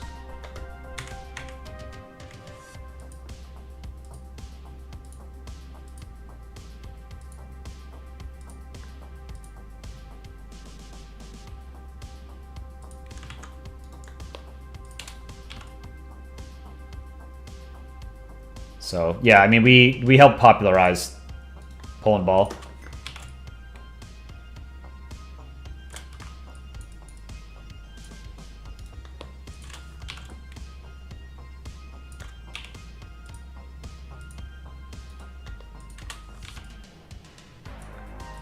Let's do this.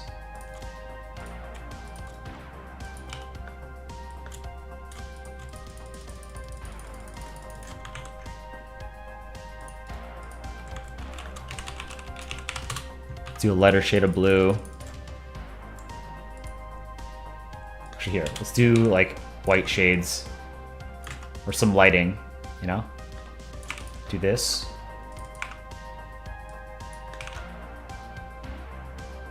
$25. Let's do 15. Light 2. Actually, no. Here, let's make this. Let's redo that. All right, we'll start here. We'll go.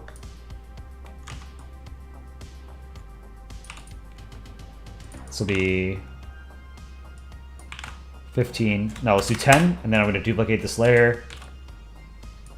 Move it over a little bit. Duplicate it again.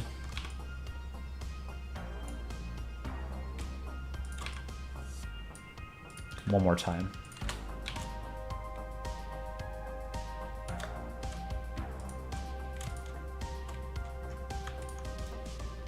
Okay. I think that's pretty cool.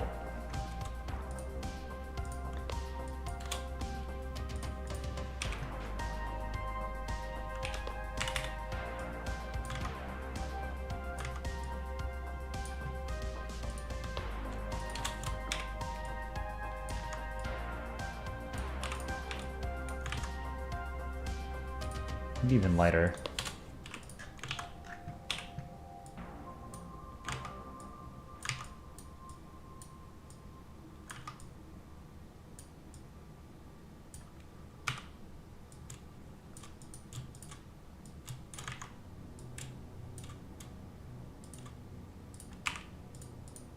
Fill those in.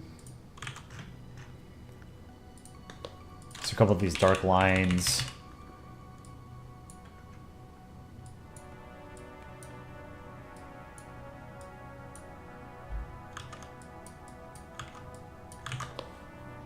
I mean, a couple light lines coming out like this.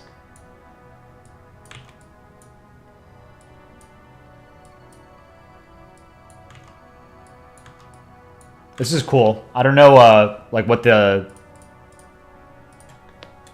like the lore is behind your profile picture, but I like the background. It's super interesting.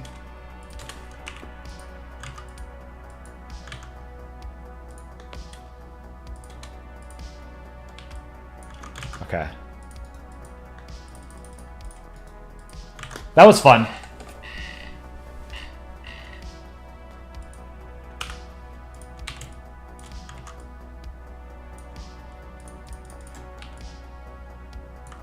Let's line Zodic up with Netherlands ball.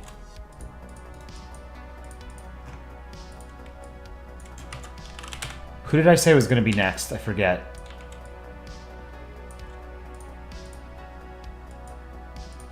I know I said somebody.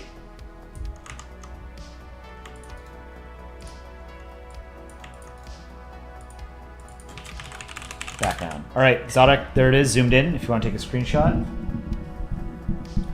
Is it not a Fortnite gun? Oh, is this the icon for picking up like a rifle or something in Fortnite? I played Fortnite when it was in beta. Before it was like the phenomenon that it is today.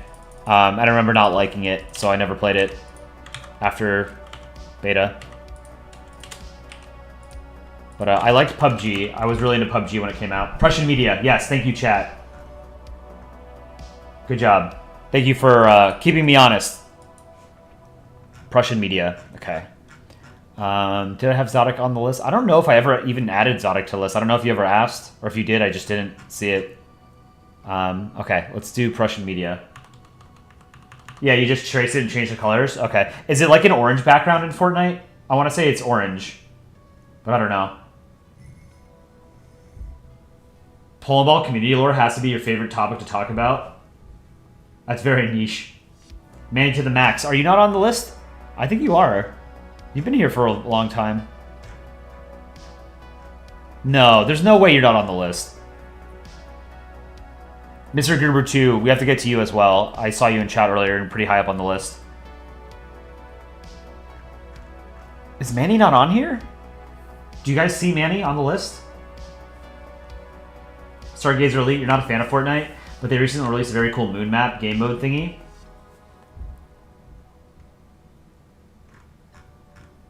Yeah, it's evolved into like a different, it's not just like a battle royale video game anymore, right? No, you're never on the list. The Scar is the one with orange or purple. AK-47 is blue, green, or gray. Gotcha. What's my opinion on the Castor system? I don't know what that is.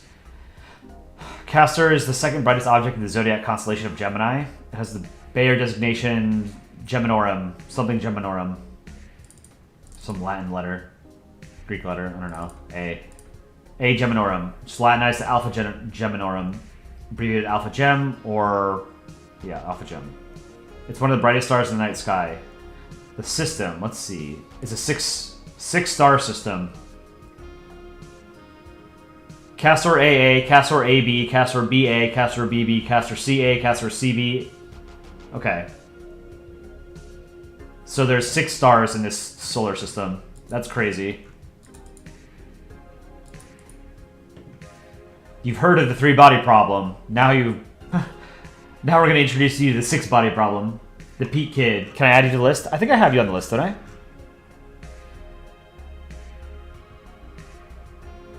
I will add you. I thought you were on here.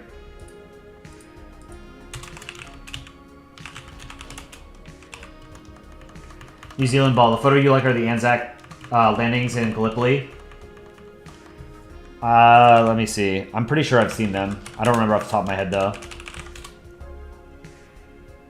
The landing at Anzac Cove.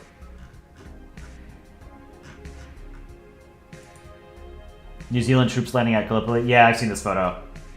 It's a famous photo. That's a good choice. Do I like going to museums? Yes, I went to an art museum last night, actually. That's why I didn't stream.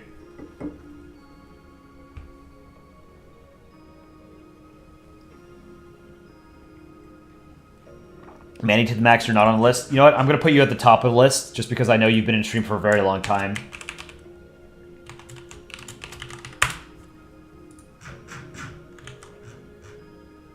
All right, so we're doing Prussian media. Prussian media, what is your YouTube handle? I'll try and find it.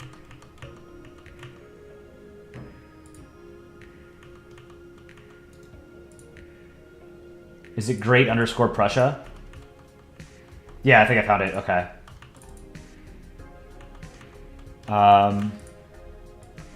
So this is it, right?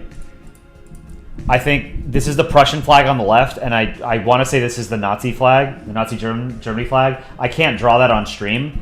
Like, I can't draw a swastika on stream, and I'm not going to. But that's what this is supposed to be, right? Like, I can draw it with the X. Or with, like, a black circle in the middle. That's what we do in our videos.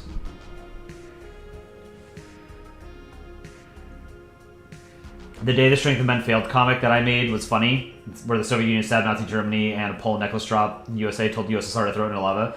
Yeah, that's one of my favorite comics. Yeah, Pete Kid, I added you to the list. Okay. Yeah, so it's just, I have to... This has to be censored. Per YouTube's rules.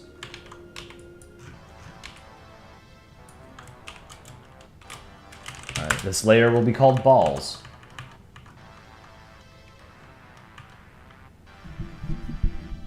Iron Cross honestly looks better, but you understand the X. I'm just going to leave the circle. I'll do like a black circle inside of it. That's what Chicken Scuttle Monkey did in his most recent video.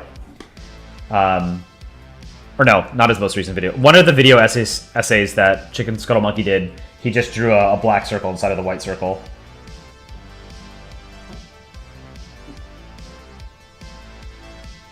Sorry for the inconvenience. No, don't worry about it. We draw comics here. You like Alt History Hub? Is that YouTube channel? One of the like alt history YouTubers is a Nazi. He like hides Nazi crap in his videos, like references to like 1488, and other stuff. So I don't know if that's Alternate History Hub, but one of the alternate history YouTube channels that's pretty big is like a straight up Nazi channel.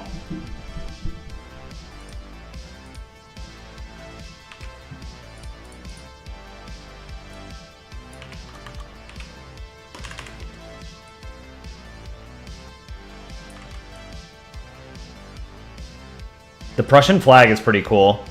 I've always liked it.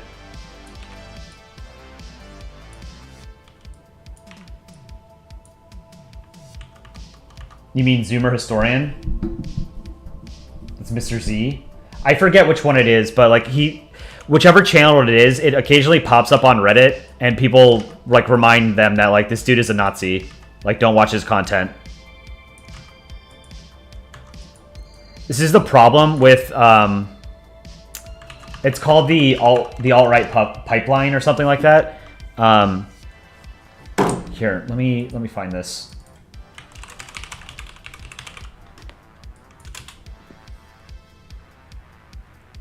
The alt-right playbook. The alt-right playbook is a series of YouTube videos made by Innuendo Studios, I believe, that explains how like far-right, alt-right, fascist groups sort of infect the minds of impressionable people on YouTube.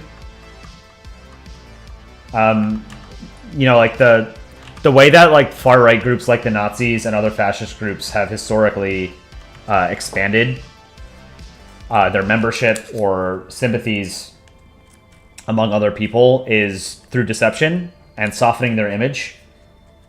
They don't say outright, like, anti-Semitic or racist things, because then that offsets people, right? So they drip feed sort of terrible content to people. They make you mad at things that, like, you might already be mad about, and then they sort of, like, twist it and blame, like, groups of people that are not related to it, you know? But the alt-right playbook is a good series of videos that explains how fascists operate on the internet. They're very disingenuous. They lie constantly.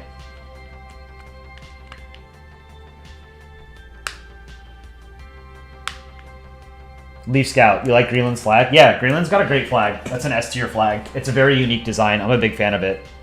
And Greenland as a character in Polandball is pretty cool. Here, let's move these balls over. You know, sometimes you just need to reposition your balls because they're too close. And I didn't want this ball to get stuck, so you have to free it.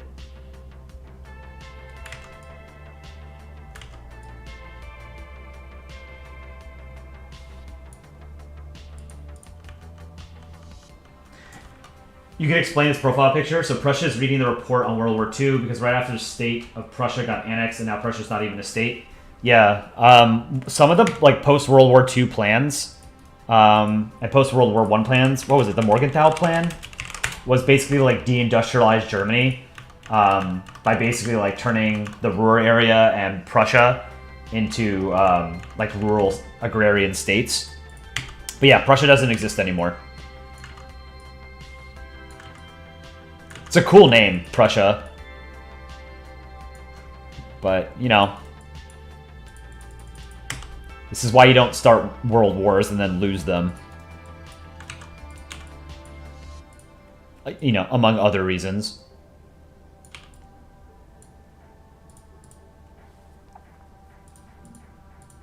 Let's see. Prussian flag.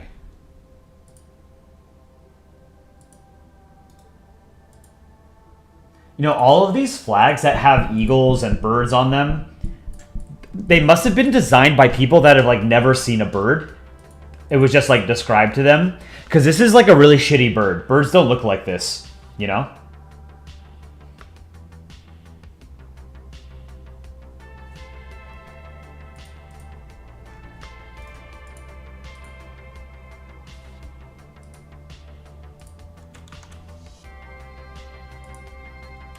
To the eyes.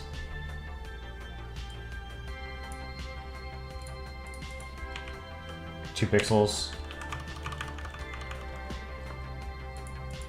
You know, it always like irked me that people clown on France for losing the Battle of France, right, in 1940, and was subsequently occupied by Germany.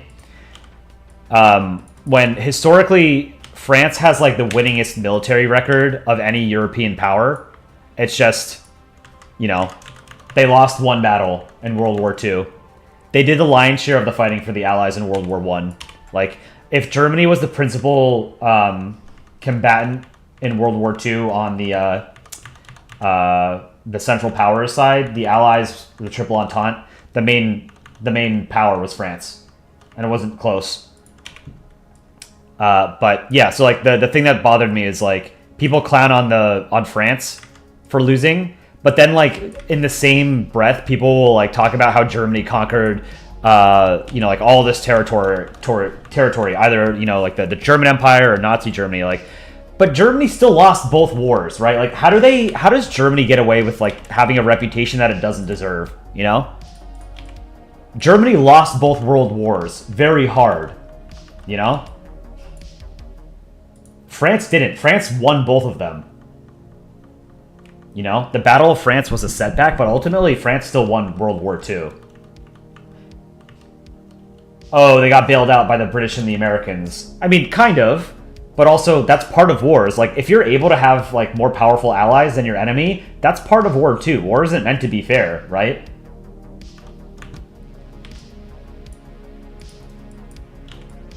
Those eyes are too big.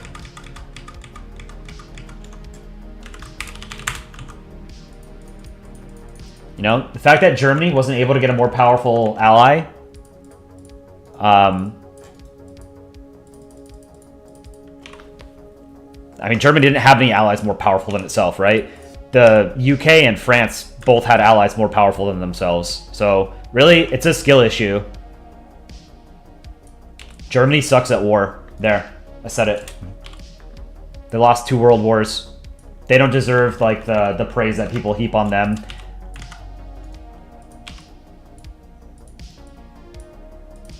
It's wild. You can't lose 2 world wars and then, like, have a bunch of stupid-ass wereaboos talk about how, you know, Germany could have won this, either World War I or World War II. Like, yeah. If Germany didn't lose the wars, they could have won the wars. Like, no shit. If my grandma had wheels, she'd be a bicycle. Japan was pretty strong in World War II. Yeah, but they weren't more powerful than Germany.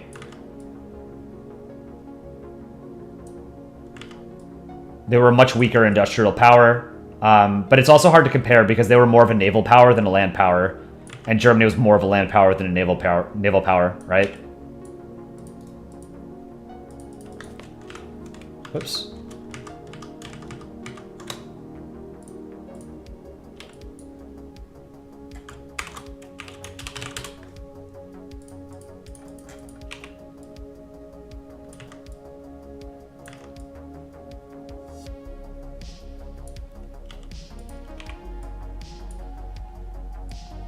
Also, important reminder, the Maginot Line worked.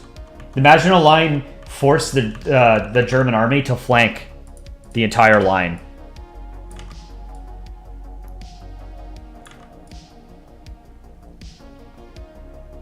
If I recall correctly, what happened was the French government wanted to extend the Maginot Line into Belgian territory, but Belgium didn't want that. Because they wanted to remain neutral.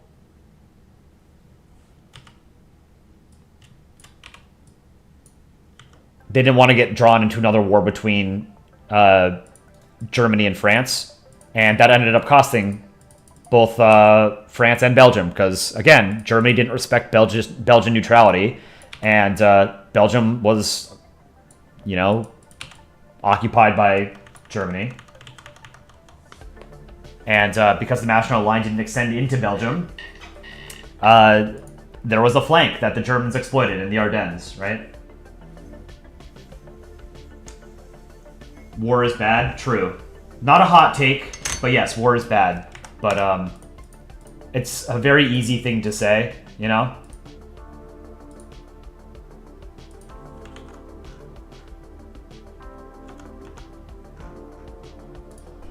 What happened to my my layers?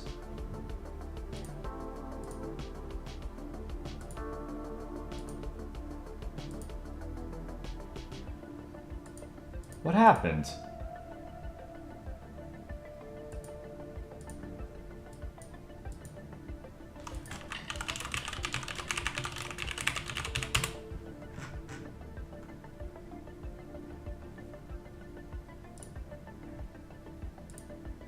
There we go.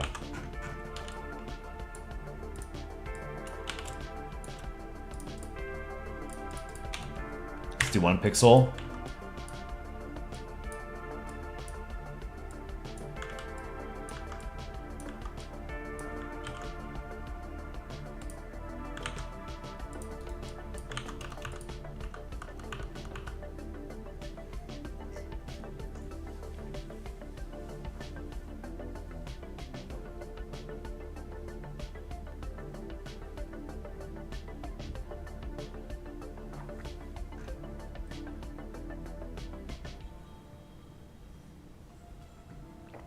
Yeah, I mean, let's hope we never get to World War III.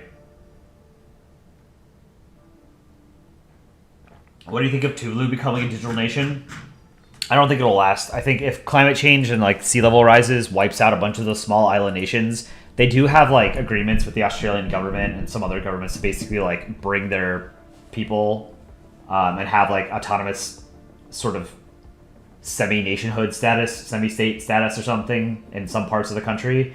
But like in the long run, the idea of a digital country, I don't think it can last.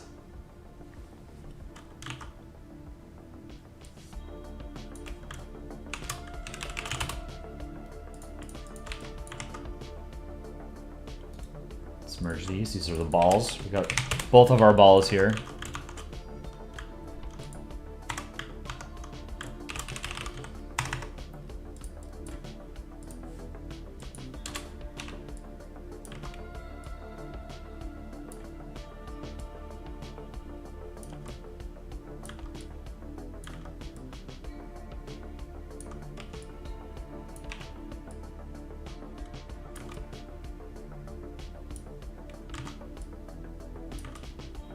I think those eyes might still be too big.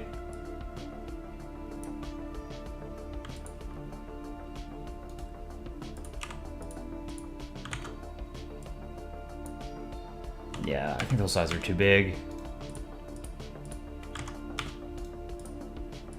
Damn it. Whatever, we have to draw the chicken anyway. Prussian chicken.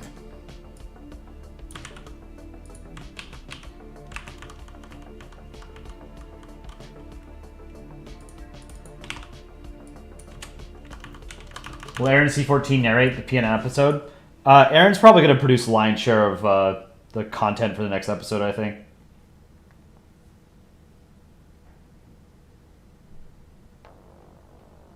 What if alt hissed? Yeah, that's the one I was thinking of. That's the super right-wing one. Yeah, the dude is he's just a Nazi.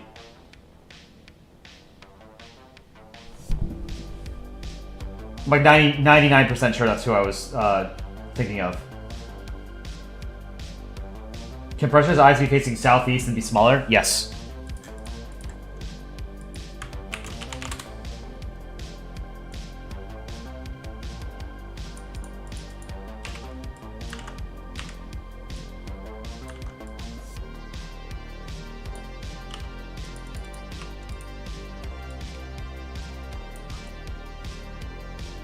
Yeah, let's just duplicate this eye. See what it looks like.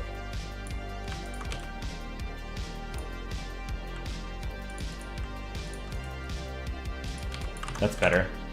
Alright, let's do the chicken. Oh, whoops.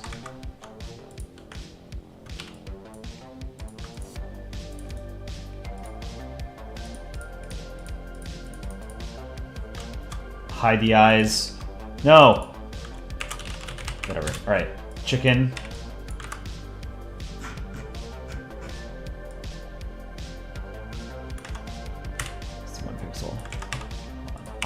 Fill these in. Chicken.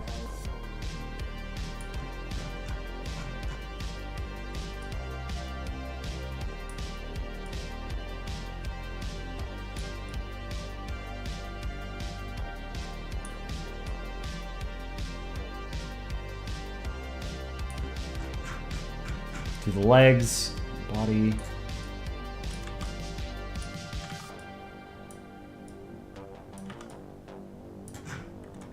A little bit of gold, right?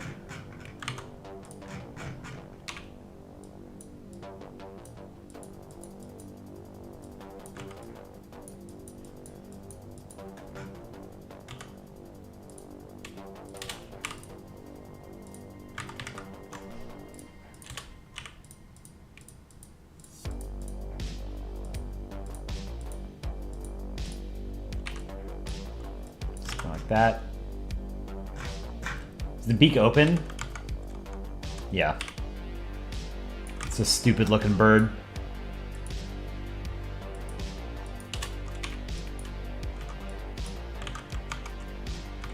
Little crown.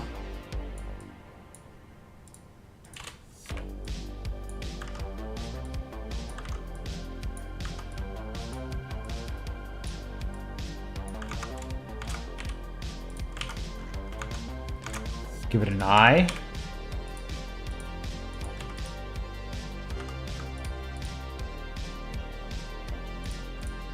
That's good enough. Let's bring this out a little bit more. Make the wings a little bit more substantial.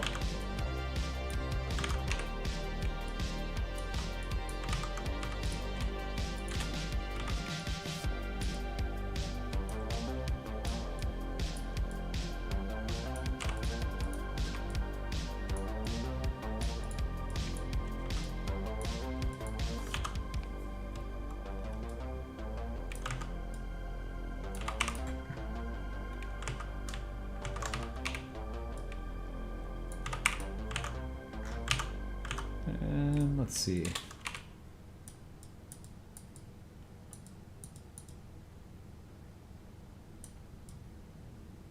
Okay. I think that's decent. You went through Scotland and England having fun playing Super Mario 64? It's a great game.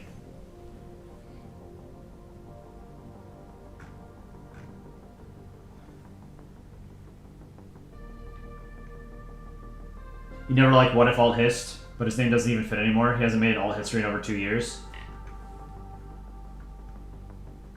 I remember watching one of his videos and thinking like, wow, this seems like really right wing. And then like I looked into it and I saw like on Reddit that people were saying like, yeah, he hides like Nazi shit, like 1488 and 14 words and shit in his videos.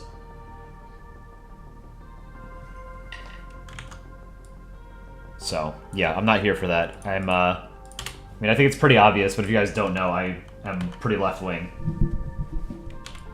I do not like fascists. Let's merge these.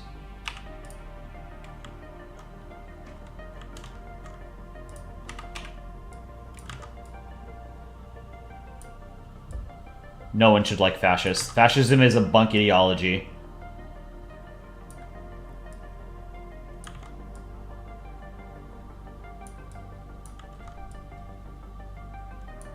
Millions of people died because of it.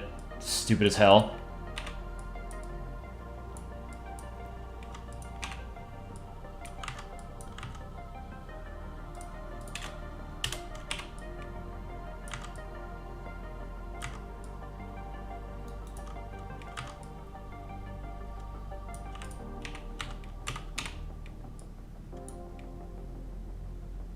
Let's move this down a bit.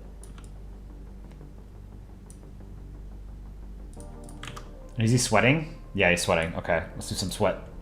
Sweat?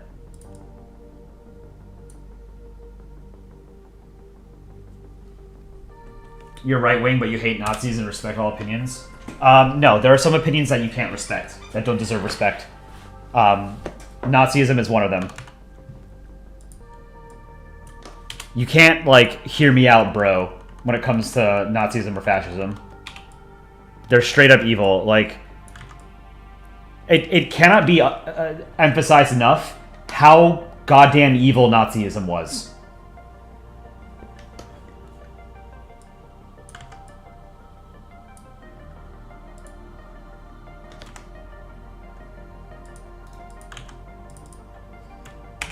Let's do the paper.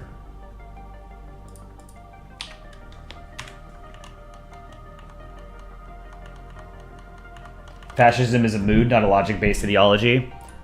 Yeah, it's basically like a... Fascism is like a reverse-engineered attempt at making, like, authoritarianism like an ideology, like a thing, you know? Like, oh, there's some philosophical justification for totalitarian and, like, institutionalized bigotry, you know? Nope, it's just bullshit. It's, like, it's basically just like, I don't like this kind of person, and I want to make their life absolutely miserable, if not kill them, you know? That's not a valid ideology. That's just like being an asshole, you know?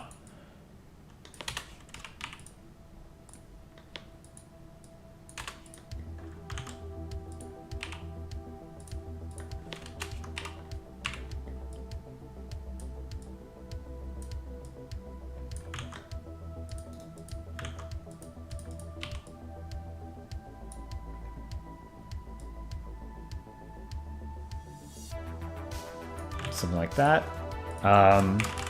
Prussia has wings behind it. Let's do those in green.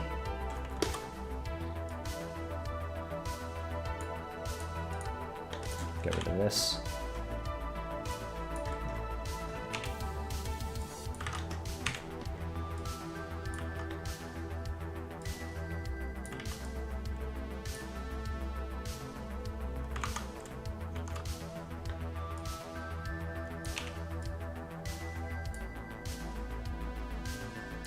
Kind of looks like bat wings, actually.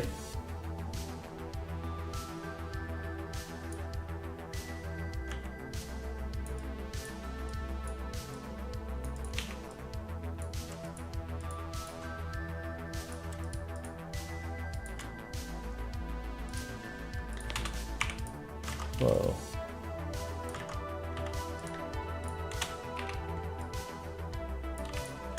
Okay, fill these in, black outline, and do a little bit of like, do a little bit of shading, kind of like this.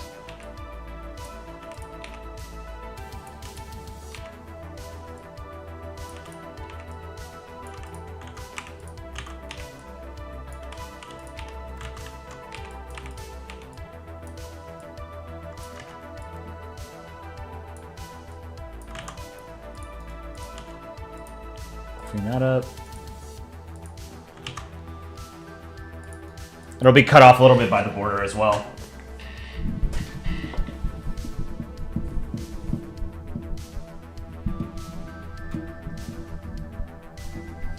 What countries are all of us from? Yeah, I'm actually curious, like if people are willing to share, like where does everybody live? Like what country?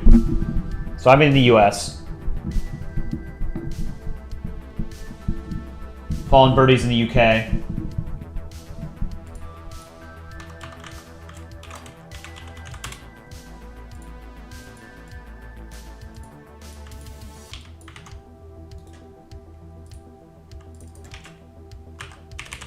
UK, US, Germany.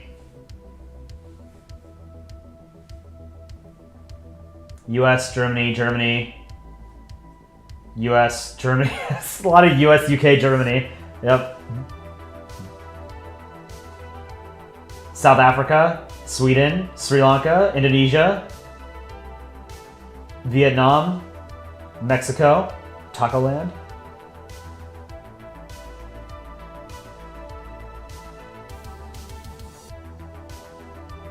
Pretty cool. Indonesia again. Yeah, there was an Indonesian YouTuber that gave a shout out to our channel. We got a bunch of Indonesians discover our channel. That was pretty cool.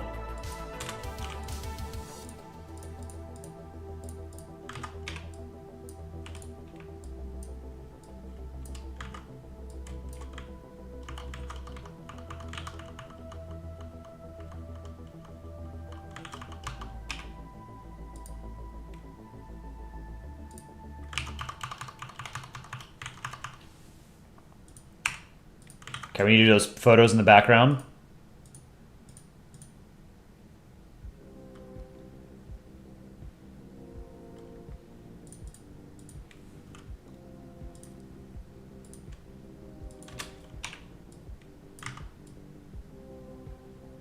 The rectangle.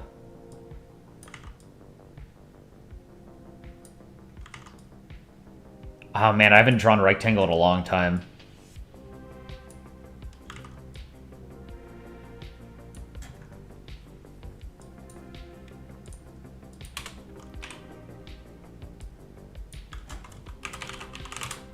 The pics.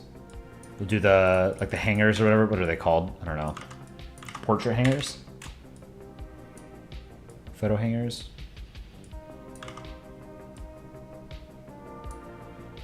Do 2 for this one.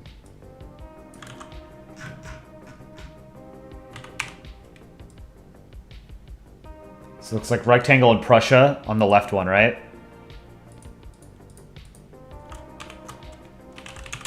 Some more balls.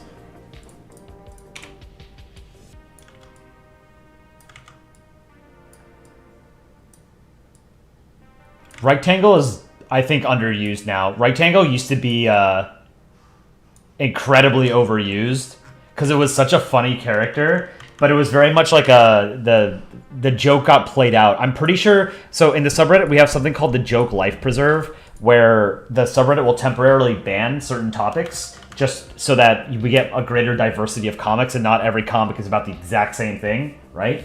So I want to say that Rectangle was the reason why the joke life preserve was created in the first place, because everybody was making the same kind of comic with Rectangle, where the joke at the end was the Anschluss, right? I could be wrong about that, but I'm pretty sure that's what happened.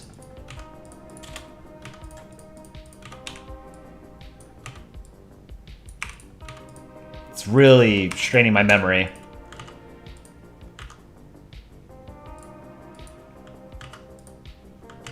Great character, though. Rectangle is like one of the best, like, wholly unique Polandball characters, I think.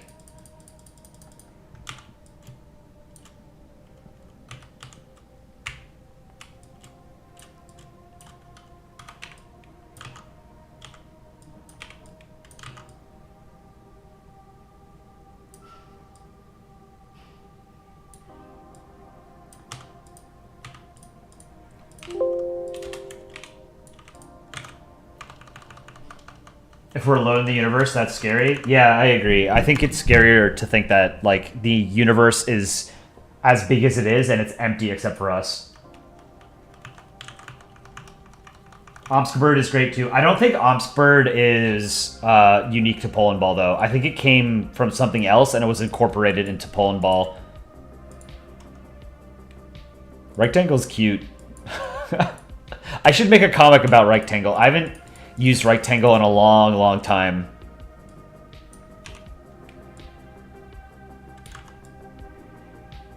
It's a good character. It's just you have to be creative about it. The joke can't just be like, uh-oh, Germany's on the warpath again. You know? You've got to be more creative.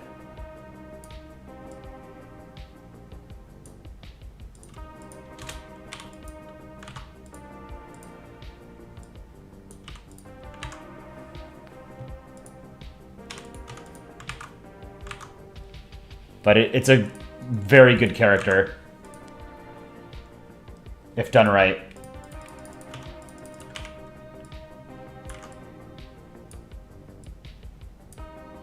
We got 3 balls here. 3-ball kingdom. The 3-ball problem.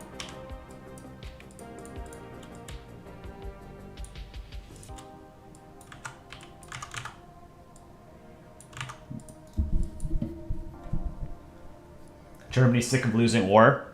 That's why you just don't fight anymore, you know? What's this middle ball, Prussia Media? In between the blue one on the left, and I guess that's Prussia on the right. These are all like various like German principalities, the former German states and empires, right?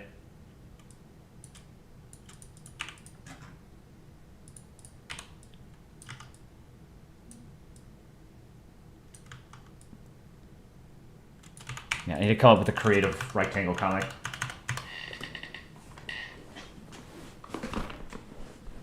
Now that we're talking about rectangle, you made a simplistic drawing of rectangle with a bow tie and a flower. You think it's cute? Have you guys seen Dick Rhino's comic? Here, I'll show it to you.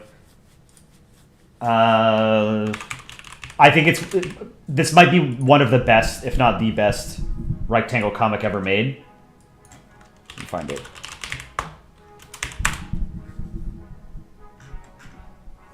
It was a way for him to try and like end the Polandball, or sorry, the rectangle trope, right?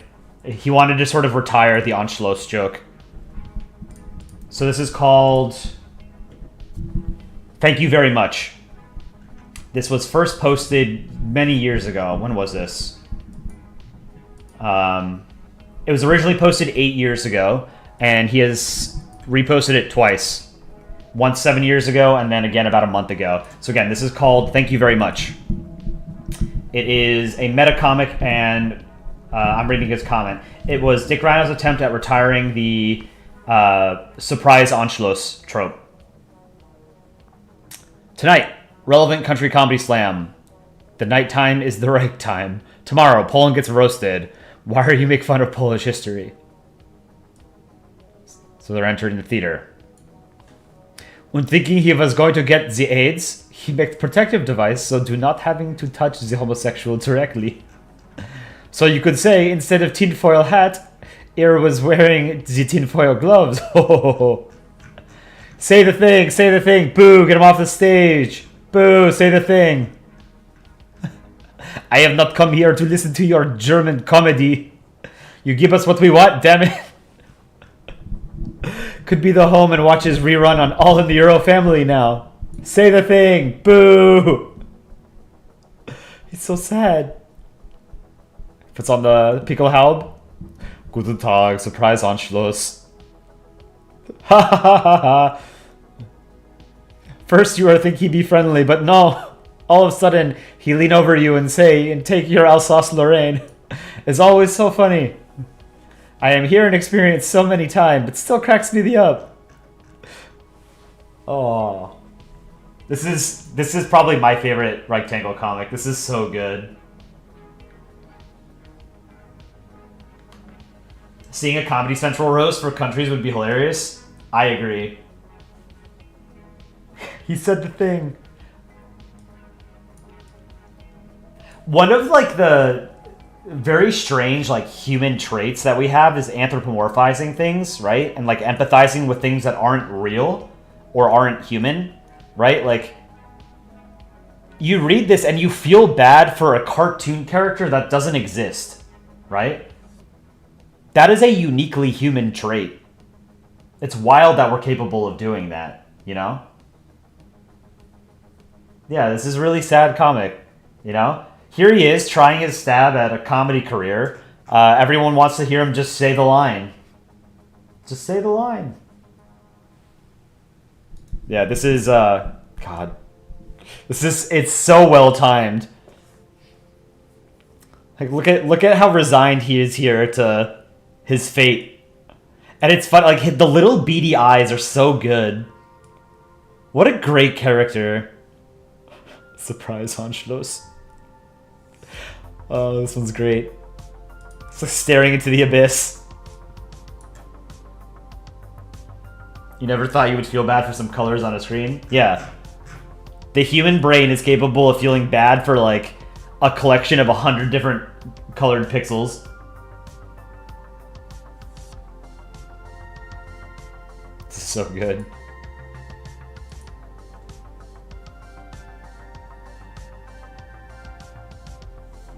New Zealand ball, you're making a comic with two annoying flags to draw, New Zealand and Wales.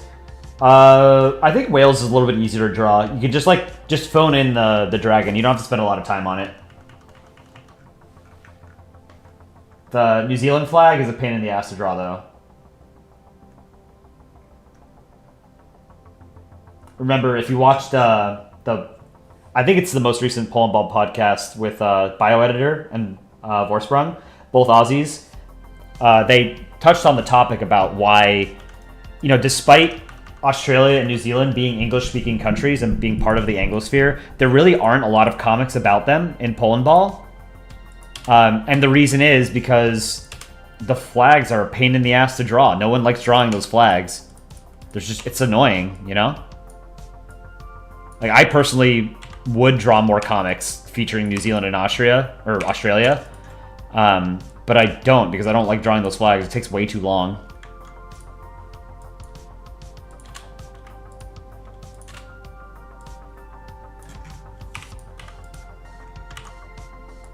I don't know what country this is supposed to be, but I'm just sort of taking the colors from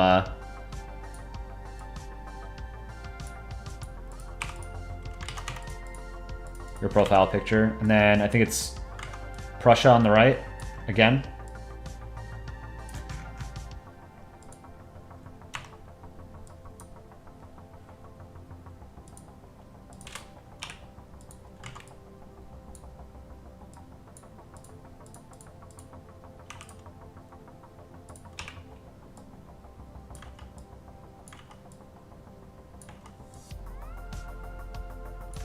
Oops, the eyes are too big.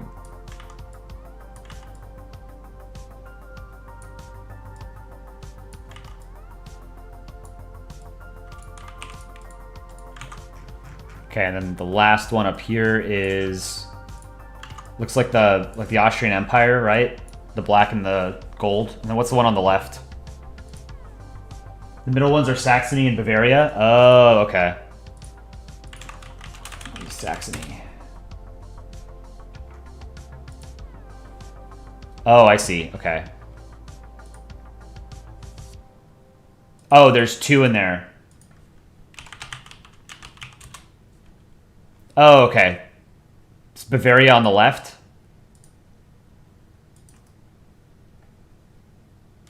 Clean this up then.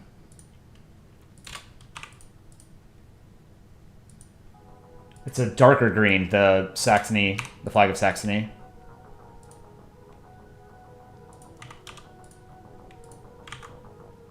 And then Bavaria's flag is like, it's checkered.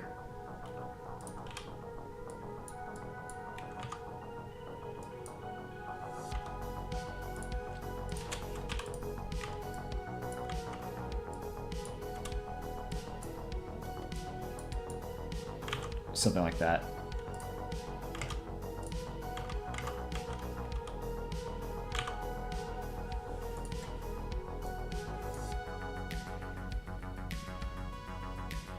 How does the Weimar Republic fit into German country balls family? They were so short-lived. I mean, there's a good amount of comics that feature the Weimar Republic. Oh, the middle one is Baden. Historical territory in South Germany. Baden flag.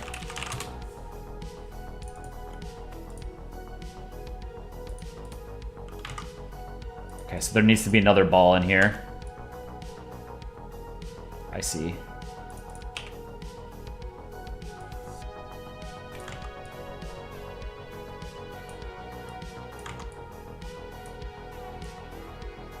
So I can just like smash them in on top here.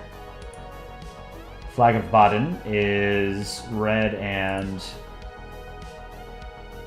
yellow.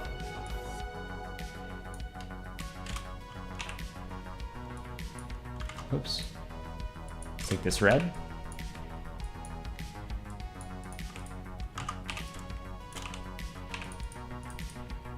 And then it's sort of like a goldish yellow. Orangish. Like that. Let's do that. Oh, that's cute. I like that.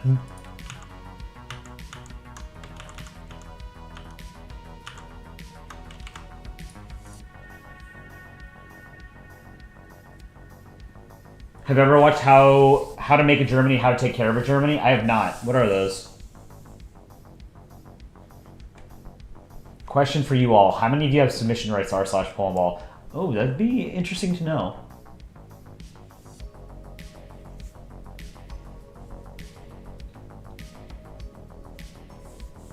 Josua Antonio Flores Median, can I draw you next? I have you on the list, but you're a relatively new chatter, so I don't know that I'll get to you today. Maybe next stream? The top is Prussia and Austria? Okay.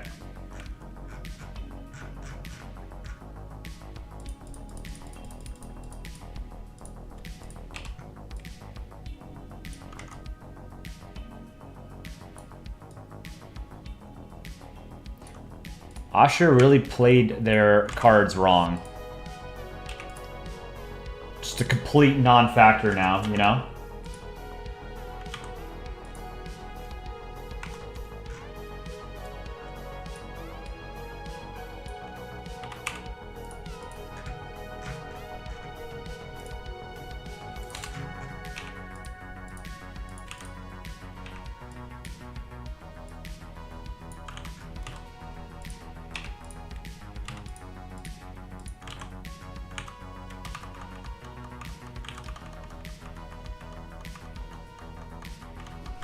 FM Roman, you've only submitted 2 comics to the subreddit?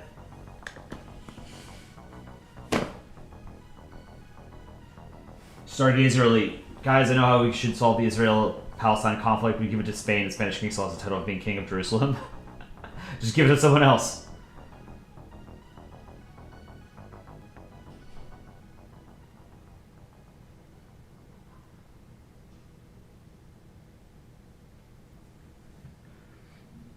Maybe we can crowdfund it, and then we can buy Israel and Palestine.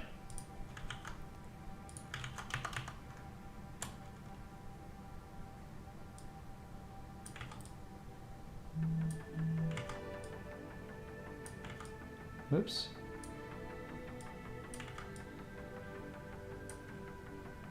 Speaking of Spain, I read earlier today that a Spanish member of parliament resigned after he was apparently he had videotaped himself eating his own poo. And I guess it leaked, and he resigned because it was super embarrassing. So that was in the news today. Things are not all right in Spain. Don't eat your own poo.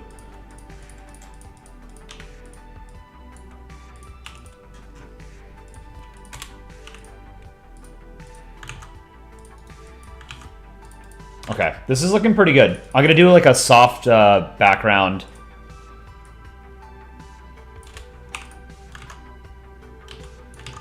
For the pictures. Like this.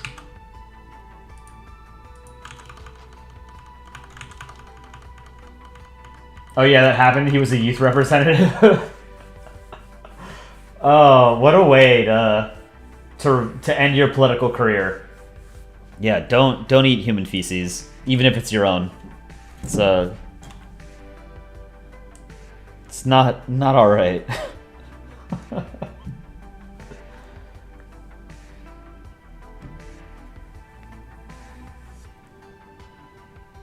Okay, now we do the border.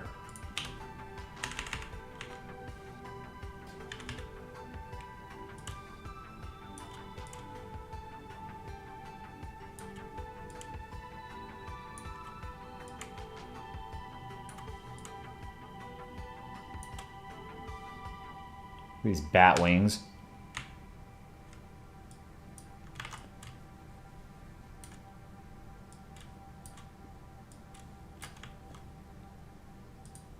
Okay. Behind the balls. Draw behind the balls.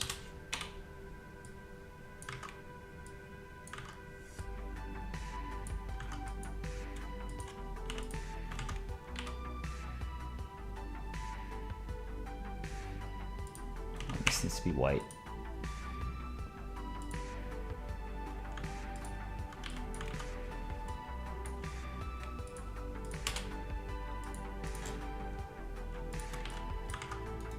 Merge this. Clean up this. Alrighty. That came out really well.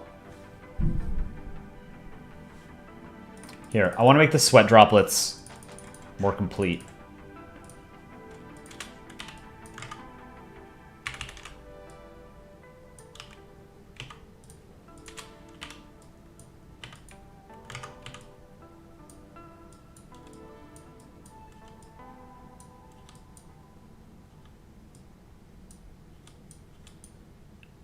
And then shaded it a little bit. Like that. Okay.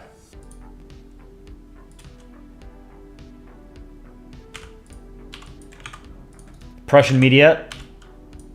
Let's put you over on the left.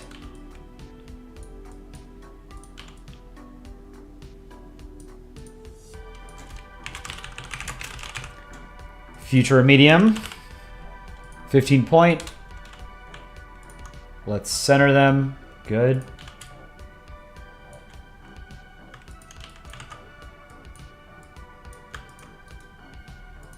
Cool.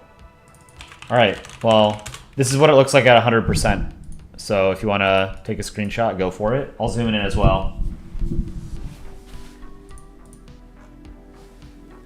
I think this is cute. I like the family photos. All right. This is a long stream. I've been streaming for over 3 hours. I don't know if this is my longest stream.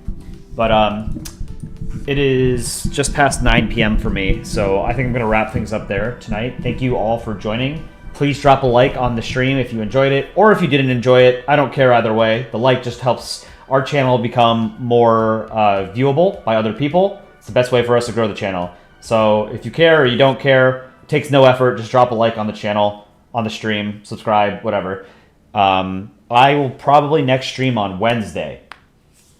And I'll do some more profile pictures. I know everybody wants to have their profile picture drawn. There's a lot of people on the list. I am trying to get to as many as possible. Russian media, I can take off the list. Like I said, we do take bribes. But thank you guys for joining. I had a good time. Hope you had a good time. I will see you on Wednesday, most likely. So everybody have a great week and enjoy the rest of your weekend. I will see you next time.